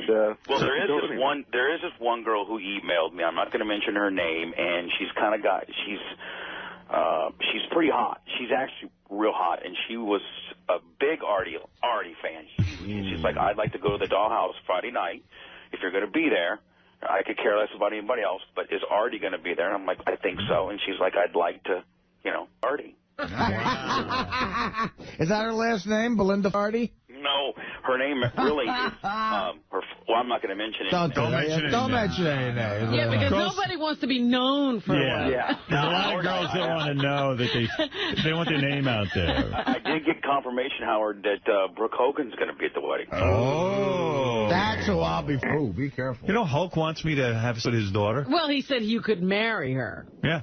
He said, compared to all the she goes out with, I would rather she be with you. How's she looking? Is she hot? She is hot. Beautiful. She's hot. And she what makes her hotter is that she's 18 and well, hold on, I can't be. This is my. What makes her hotter, Uncle Bubba? Yeah, Bubba tries to pretend like he's some sort of uncle to her. Right. Like he too. And every once in a while, even on the show, I hear him slip and he starts to talk about how hot. Howard, I could never. You're so lying. Oh, gee. No, I could set my buddy up with her probably. But you're so afraid of Hulk. You with I'm not afraid of Hulk. I got respect for him. He's my buddy. I understand, but I'm telling you, when push came to shove, if you were alone and no one would ever know, and Brooke would be sworn to secrecy, you would bang her. What if Hulk died? I would beat off. What if Hulk died? Would you do her? No. Well, maybe. You'd do it at the funeral. Yeah, he'd be like, you know what, Brooke? I know I'm not really your uncle, and right, he's doing her on Hulk's casket. She's a very girl. Yes, she is. She's very beautiful. And I'm going to tell you something. We had this discussion on my show a couple of days ago. I, honest to God, because I've known the family so long, and I know how she is, I think that she's a virgin. I do. I agree with you. Does she say she is? No, I've never had a discussion with her. You think she's had a finger in there?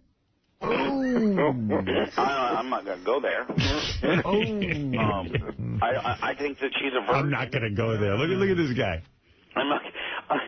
Hey, bring her by the pool. No, they're going to come in like on Saturday. I don't know what their deal is, but Hogan calls me up on last night, and he's in Vegas, and he wanted to know when the wedding was again. He was so up.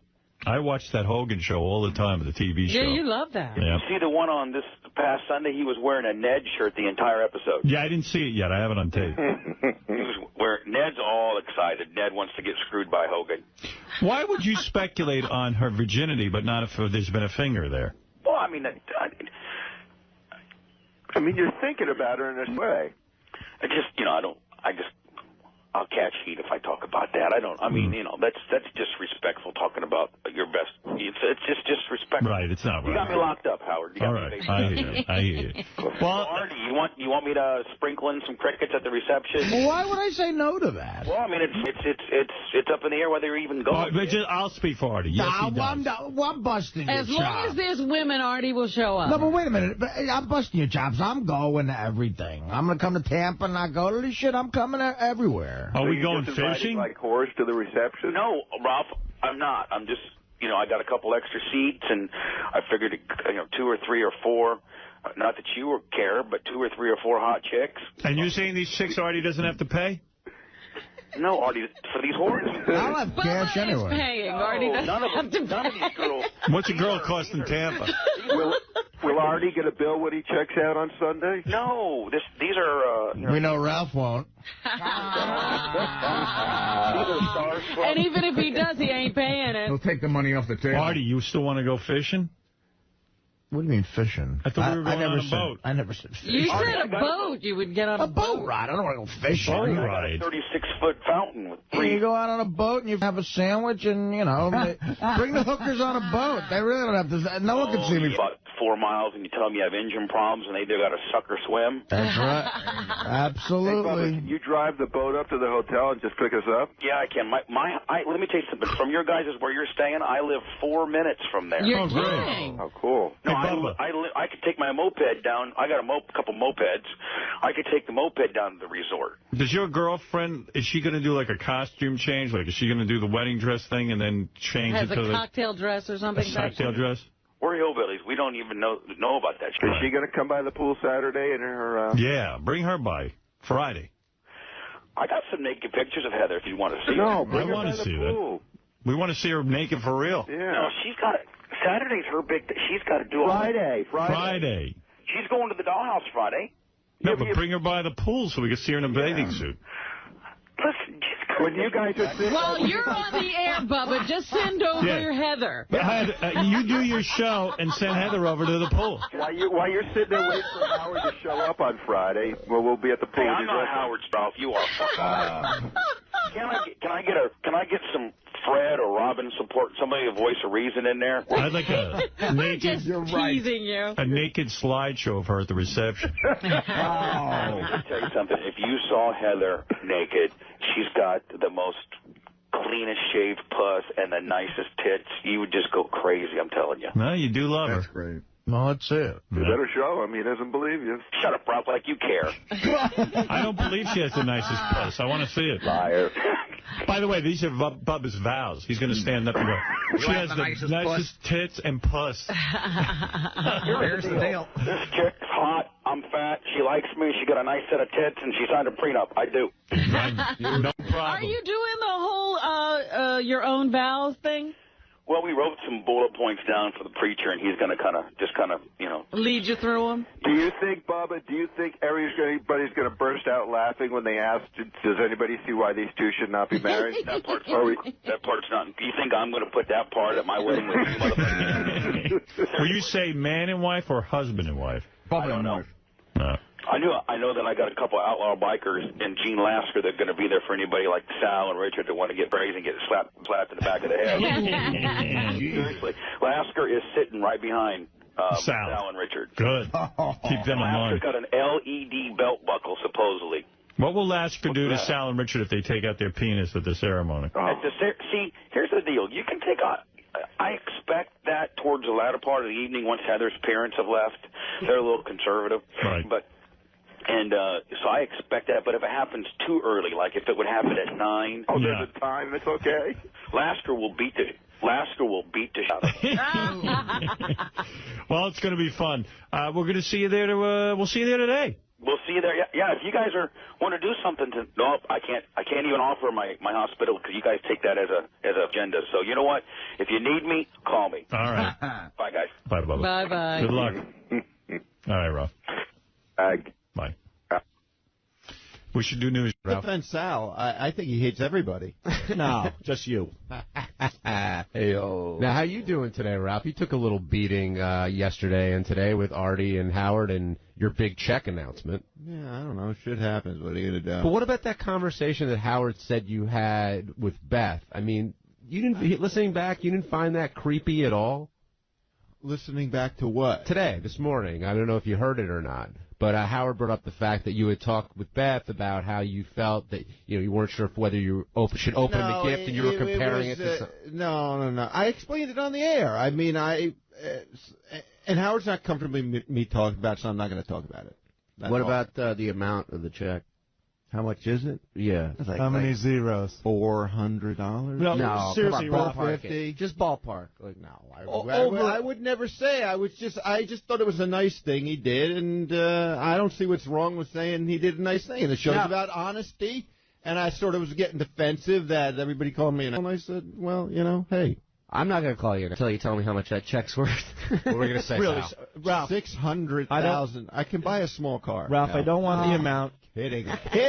Ralph, I don't want the amount. It's your personal business. Good for you. Over or under 10 grand now. Over or under? Can you give us that? I would never say. Just over or under on 10? Way under. Really? He's lying. He's so lying. Way under. Lying. Look at him lying. Mother. Smile if it's over. Your berry is growing. Now, Ralph, would you say, what if you hit the number right on the head when I did? Kidding. Now, when you said that, I mean, you couldn't see it. Everyone in this room literally cringed, anger, the whole 9 yards. You understand why people might feel that way? No. Yeah, they're jealous. No, we work. We work at 4 in the morning until 7 at night. You're at home scratching your balls looking at Star Wars figures. And we don't get any bonus. We don't You got a stiletto, right? You get paid here, and I got a stiletto.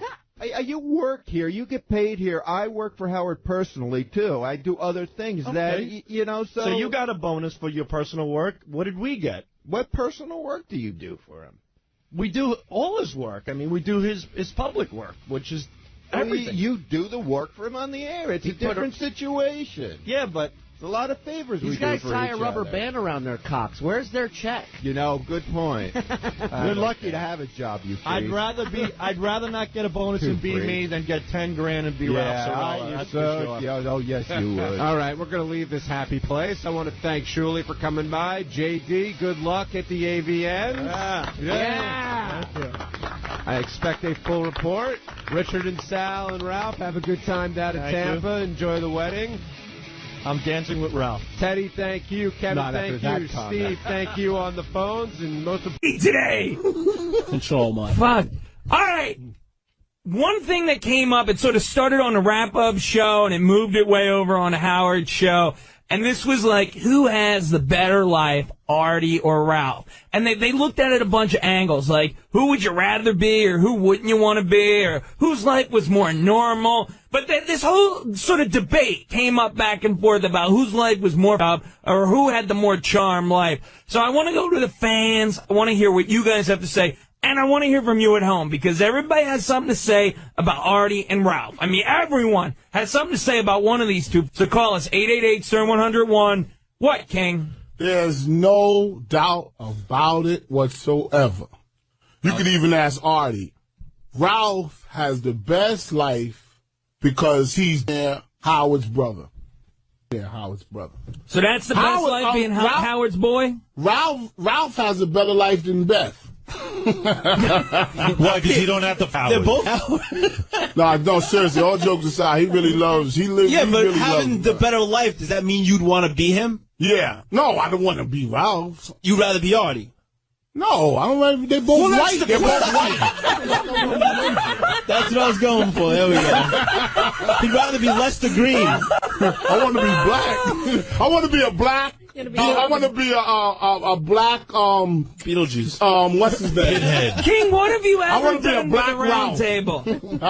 Pete. Okay, who's got the better life? If you're gonna slip into one of their lives, which one do you want to be, or which is the one that you don't want to be? King does always make some decent points, but you know what? Being that it is the better life, he does have a better life. Everybody wants to sit home and do nothing and call into a show and tell everybody. And get $100,000 check. And tell everybody what they're doing after the fact. But the point is, Artie does have the better life, and I would choose to be Artie. Artie's fat, he can lose weight, he's unhealthy, he can fix that He's close with his family, he's got tons of dough. You know what I mean? He can get laid like a champ if he really wants to. So you're saying you want to be Artie if I had a choice, I would be Artie, yeah. Exactly. Well, that's just it. Like, Artie, you're saying he could do all those things, but he doesn't. Yeah, you know, I know. like, I think Artie's seems like a really depressed guy. Like even when he's in a good mood, he seems like he's depressed. You know what I'm saying? Yeah. So I mean, you're taking that. Like, yeah, he's in movies and on the best radio show in the world and everything else, but he's also oddly depressed. You know what I mean? Juice. Yeah, honestly, Ralph has got the perfect life. But the problem is everyone hates Ralph. How would you feel to be so hated by every single Howard Stern? Yeah, I mean, he loves it, but I could never love being hated by He does seem to love it. He loves to, throw it in people's face. It's sort of like, hey, I'm the No, but Artie's got the dream job, too. He worked his way up. He's just a regular guy, and now he's the top man on the Stern Show. Go ahead, nurse. Who has the life? Ralph has the life. Artie has the life, but he doesn't appreciate it. He's going to self-destruct. He's going to take some stupid Fox deal when he has the dream job now that's giving him all the money that he could handle. You know, that's just it. Artie could have the life, but somehow he has, stress, and he's unhappy, and he's miserable, whereas Ralph just seems to be hanging out. He's going to L.A., he's at Sam Simon's. He's just, does cool shit. That's what I like about Ralph. Ralph, when he's here, he's with Howard and, dressing him or getting paid. They're great friends. His belly. Then when he goes to L.A., to Sam Simon house, Howard gets jealous. You know what I'm saying? If you listen to Howard when he goes to Sam Simon, he gets jealous because that's his friend and he doesn't want him to be with Sam Simon. If you could hear it in his voice, I hear it. Yo, Justin in West Virginia. Who's got the better life? Who you want to be? First of all, I agree with King. I love hearing him on the show, and he's asking Howard about his apartment, how nice it was. I'm dying. Niggas want to know. Come on. To answer the question, Ralph definitely has a better life. He does nothing. He gets to have all the perks. Artie has to come up with material. He has to work, get up early. Ralph definitely has a better life. He gets all these perks. I agree all the way. Ralph just he always calls in. He's like, what were you guys talking about? You don't even know if he heard this show. But that's what makes Get me caught up. Like him. I hate saying I'd like to be Ralph, but, oh, man, I guess I would over Artie. Yeah, but you got to walk down the street and everybody just hates your guts, man. Where Artie walked down the street. I saw Artie's like a god. I see Artie all the time in the city, and he literally is a god. People come up to him. They want to, they throwing money at him, asking him to sign. They love him. So and even girls, look at these girls that want him. He's 200, 800 pounds, and they still want him. 800 pounds? You know what I mean? Baby gorilla. But you know what point I'm trying to make? You guys monstrous, ugly, gross, everything, and these chicks still want him. Imagine if he was skinny, you know what I mean? Man, you just destroyed this. No, but listen. I love Artie. I've met him a million times. I chill with him. He's a cool guy, but seriously, if he lost weight, dude, he'd be... And lose that red mock neck. Yeah, all right, let me throw a couple things out here. King of all blacks, you know? King's a happy dude, let me tell you. And one thing I want to say about Justin... Justin had a comment about King, about how he loved how he was asking Howard all about his apartment. I was just saying this the other day. I love when King does that, too. When he calls up and starts interviewing people about their houses and asks about these weird details and gets all excited, I really want to see King still host a Howard TV Cribs. Boots, we talked about this before. Yeah. I mean, they need to do Howard TV Cribs. No, but we need to go to his King house. As the host. It'll never be his house. No. Even if it's not house, the Wack Packers' house. Door. Everybody's house. Don't do another Cribs without King as the host. That would make the show beat. Absolutely. Totally agree with you, man. King, he's got these nutty ideas. Mowing, all that other shit. Oh, he'd be digging through their stuff, and he would be better than the real MTV. Did a black person install your stereo? That's what In all fairness, I just want to see Howard's front door. It's just an apartment. It's an apartment building. No, it's not any apartment. He's commenting on the doorknob. Yo, check out that doorknob. Because he tries to be so modest. He knows well that that's just crazy. Who makes that lock? Who makes that? That's like a double bolt, isn't it? That's like a Schlosinger lock. That one, right? They make those in Africa. That's a stainless steel shit. The best lock is ignorant. That course. See? That's so you guys know. Just what King is, ignorant. Oh, shit. So, first off, Justin got me sidetracked off. I got to give King a plug, because he needs that show. I want that show. Yes. And I had something else to say, but I forget. The Gilbert? I don't know. I have no idea what the hell it was. Let's talk about mud at the pool.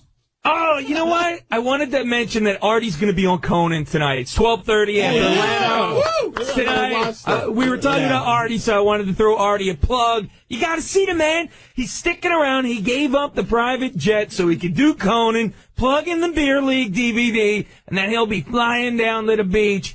See him down there. What time is that over here in New York? 12:30. All right. Right after Atlanta. What do you think, turtleneck and leather jacket and corduroys? It's a shame he doesn't have, like, his, suit, his new suit ready already. And then, what the hell is the Ralph check thing? The Ralph check? What the hell is up with this check? King, you already said you think it's a 6-figure check. I know how much it is. Oh, yeah, I think about $150. $150 to $200,000. This is it, because, like, we were talking about the whole Artie, Ralph, like, whose life is better. It came out that Ralph was sort of bragging about, like, the check he got from Howard. Some big fat check. Oh, my. And last year, he got a big fat check that he also bragged about. It's just sort of like, he sort of held the envelope up for people to see so they could guess what it is.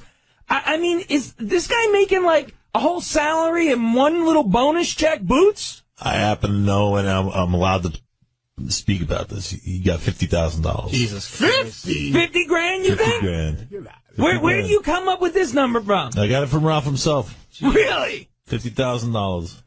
King, how much you think the check was? Who cares? What should it be? $50,000. $50,000. That's how much he got. I can get that from my father. Minus taxes. I think he got $100,000. You can keep guessing. I'm telling you how much he got. B. Who gives a shit? Honestly, we're not talking about Ralph. I care less about Ralph. Does he deserve a big fat check? He deserves nothing. The guy deserves. No, he deserves it. Listen, He dresses him. But we were here a couple weeks ago. He gave Howard a me look. and King were fighting back and forth about Ralph.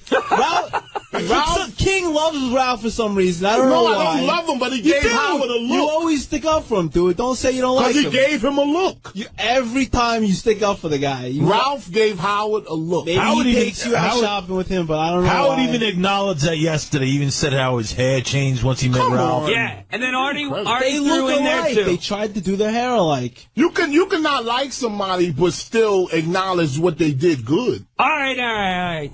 I got Nurse and the Juice over here. Let's talk to you two for a second.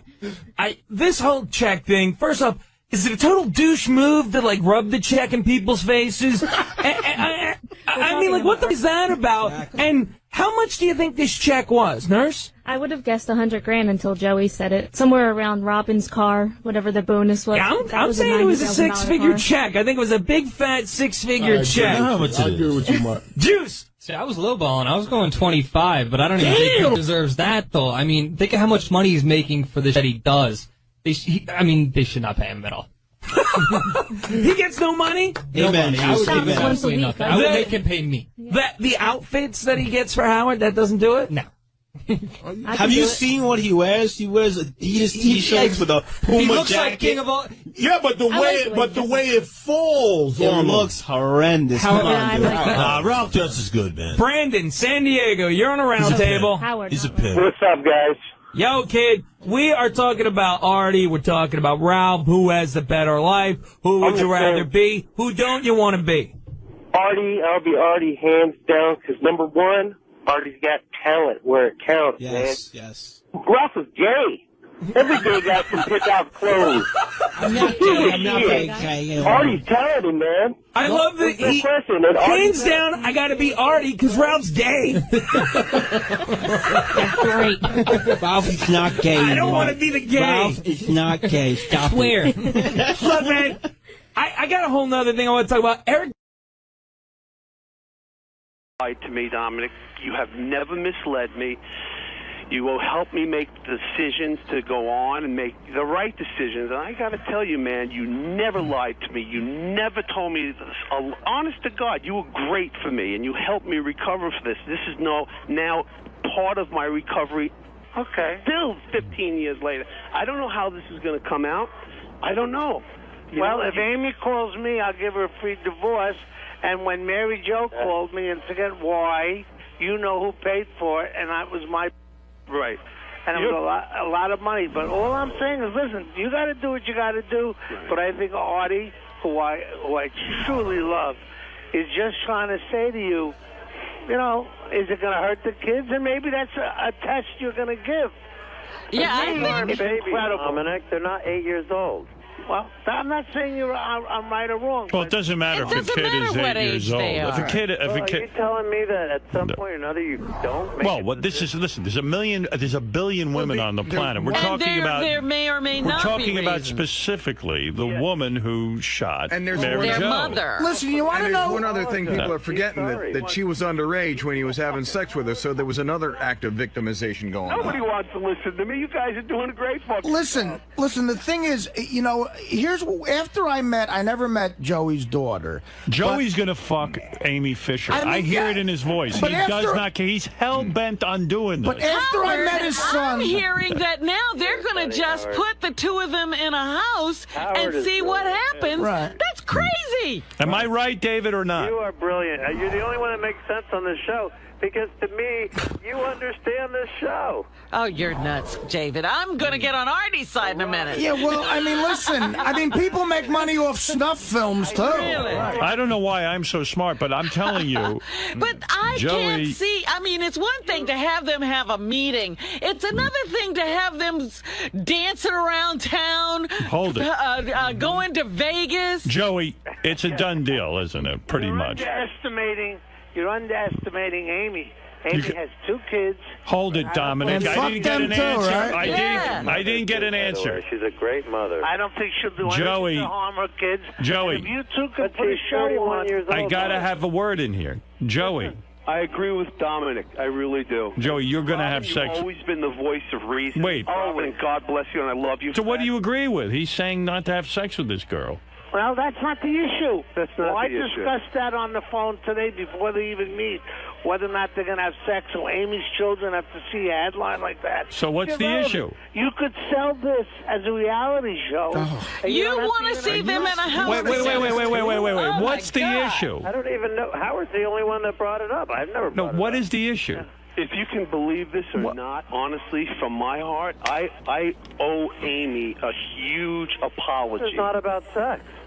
For me to get started into this another phase of my life, I owe Amy a huge apology, and whether anybody's there to see it or hear it or not, and I hope somebody is, because I owe it to her publicly, I really do, because of the last try. And the last try, I was a fucking maniac. You know? By the way, this got the highest ratings of any Entertainment Tonight sweep special ever. I'm sure it did, Dave. I'm not arguing there's going to be interest in this, but, you know, after I met Joey's kid, Paulie, I honestly said to myself that night, I said, wow, that kid turned out great. He's nice. He ducked a bullet. He got through it, and he's going to be fine. And now you're dragging him back into it. Why test him twice? Actually, Artie, you and I have something in common. Artie, in my defense to that, I love my children, and I'm sure you speak to Paulie, and he tells you he loves me. We have a great relationship. We go riding our Harleys in the hills and everything, and I have a great relationship with Paulie. Oh, here we go again. Are we there? Yeah, we're here. Go. My son Paulie is not 12 years old anymore. He's 27. He's a grown man. You know? I know, Joe, but... And my daughter Jessie, I'm sure you met. You know, she's working hard and she's doing her thing. She's 24 years old. He didn't meet Jessie, he said. Oh, okay. I never met Jessie, but, you know, again, I just said to myself, God, this kid ducked such a bullet in his life. Look, and we're going over the same thing. Right. I don't know that Joey's actually... Have you told your children what you're doing? No, I haven't seen or spoken to either one of my beautiful children. Wait, David, you got to shut up for 3 seconds and let the guy finish the sentence. That's okay. You guys are doing a great job. Joey. Yeah. You said you were interrupted. David jumps on every line you say.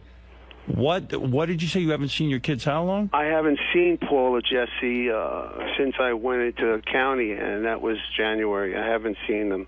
So it doesn't sound like... I've called and left messages for Paulie, but I haven't heard from any. I haven't heard from them. I know that they want to see me and speak with me, but I haven't. And you know, for everything that everybody says about me, and we've all ducked this whole thing, just gotten through it. I am a very sensitive guy, and I know you guys a long time. And Howard, you were the only one there back 15 years ago when all this shit jumped off, and you were really the only one who gave me the chance to speak. Honestly, you really did. You know, and I. All right, so all right. Well, everyone's But just saying to you, better think this through. I haven't seen my kids, and I really need to. But I just got out like 8 days ago, and I'm dealing with so much. There's something wrong here between you and your kids if you haven't seen them for that long. So I would think real hard about whether or not you should see Amy Fisher. I have a question. But on the other Did they hand, visit him in jail? No, he said no. He hasn't seen them. No, I didn't want them to, guys, because it's a real shitty place to be, even for the people who come to visit inmates. It's a bad place to be. All right. Thank you, David. David Kreef. Joey 𝗏𝗏, thank you. And keep us posted on what happens now between. You got it, man. All right, very Listen, good. guys, honestly, I hope everything turns out all right. I really do. Thanks, Artie. Thanks a lot. Thank you, guys. All Bye, right, Robin. Bye. Bye. All right. Bye, Howard. You let that guy have it in there.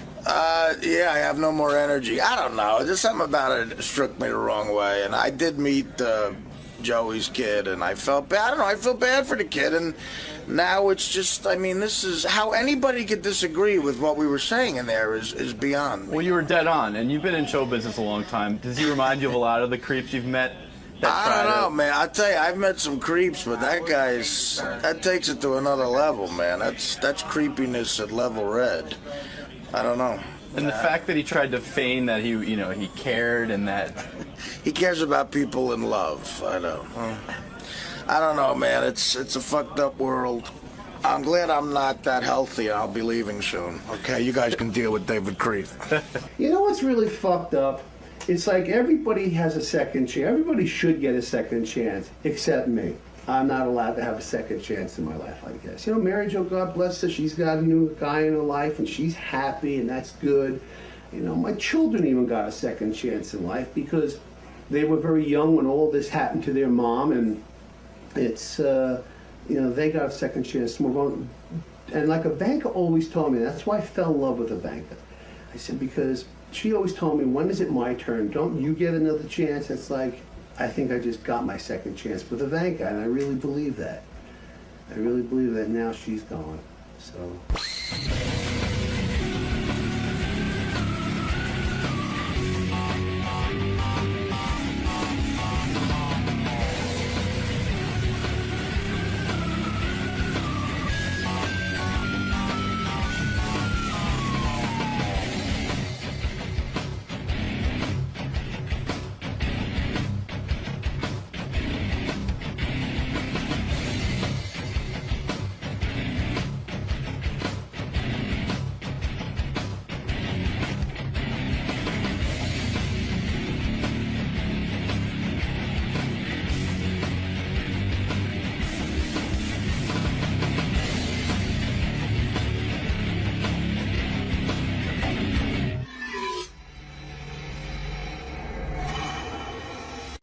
Good to see you, Jonathan. Thank you.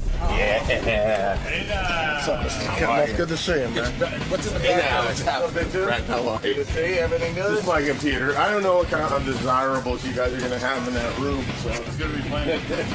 May I start by asking who's the hot blonde in there? That's Cleto's girlfriend. Okay. Whose girlfriend? Cleto, my band leader. Yeah, what's up? Wide awake. I've been up for a while. I didn't realize I was late. I thought I was supposed to be here at 7:10. So I apologize. That's fine. Jimmy Kimmel, who I enjoy and dare I say love. Actually, you had to explain your relationship. I thought it was very interesting. You explaining your relationship with Jimmy to Adam.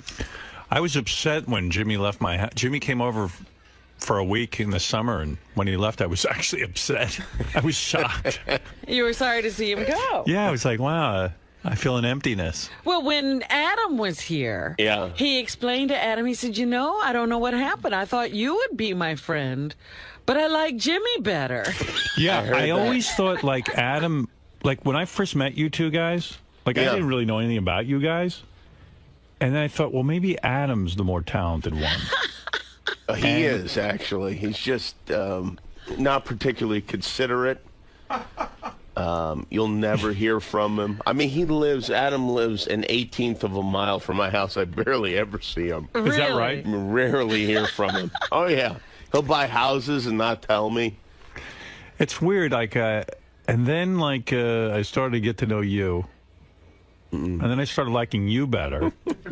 And you even said to me, you said to me at the beginning, I remember you even said to me, I'm surprised you seem to like Adam better. I called you at one point. I think I said it on the air. I think we had it. You even said it to me in a private phone call. I'm sure. Yeah, and I said, I know I'm calling you, but I know you like Adam better. He goes, well, you offered Adam a job. I go, yeah, I guess maybe I do think he's more talented or something. And then all of a sudden there was a switch. Yeah. And now I like you better. You know, yeah, I'm like, Adam's like the head cheerleader, you know. Initially you think, oh, I'm really attracted to this great beauty. And then I sneak in, you know, president of the student council. There you go. And then you and Sarah got, you know, we went on vacation together for a couple of days, and then you came out to my house, and I really, like, I enjoyed being with you. Like, we would go fishing together, and it was like... He was a good fishing buddy? It was very Brokeback Mountain. Who's the girl? Who's the girl? Oh, Jimmy. I suspect that, like, Jimmy has a lot of male friendships where he's a good guy and can relate to people. And he can, actually converse and enjoy keep them. In touch. You know, he does all the things that could make a friendship. Yeah. And this is so rare for me. I don't ever like hanging out with anybody. Yeah. So it was really nice to, like, kind of have a male friend. But is Jimmy doing all the heavy lifting? No, it's not like that. No? Right? I mean, we just Did you start it up, though? Did you have to get it started? I think the moment where we really fell in love was we're out on that little boat together in the middle of the lake. Fishing. And I was goofing on Howard because he was so scared of this beautiful swan that was in the lake. Oh, no, you were afraid of the bird? And then this thing reared up and spread its wings, and I almost jumped in the lake and started swimming back to the house. Like, you gotta be kidding me. Oh, that's funny. We were like the Two Stooges. I go, there's a swan that, like, they attack you. So it started attacking, like, it started swimming, and I ran, and then Jimmy goes, he's laughing at me and everything. All of a sudden, the thing starts running after him, and he runs. I grabbed the oar. I was ready to fight the swan. You were going to fight back. Yeah, that's going to look good, beating a swan over the head. That's a great headline. 𝗛𝗄𝗿𝗄 Yeah. Hey everybody, I'm Isaac, this is Taylor and Zach, and we're Hanson. We are Hanson, and we are about to go on the Howard Stern Show. Should be interesting. It'll be fun. We're psyched. Gonna be a good time. Howard likes to get personal with his guests, ask a lot about their... Yes, we've asked him to please keep his clothes on, because we don't want to see his boobs. Well, you know. Man boobs. I think we're the type of band that people really, they want to get intimate with, I mean, honestly. Yeah, exactly. So, you know. Yeah, Howard fourth, you know. Yeah. I don't know, yeah. Wow, that was not too intimate. No nudity today. Let's keep it. No nudity. We're doing our best. Yeah. The last time I saw them naked was a really long time ago, and I want to keep it that way. All right, fellas. Have fun. We'll see you inside. All righty.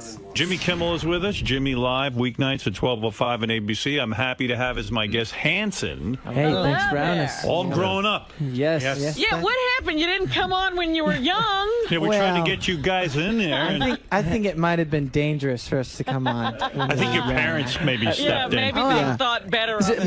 Maybe, somebody that was smart at that particular point was like, you know what? That might be scarring for an 11-year-old. I think it's a mistake now, to be honest with you.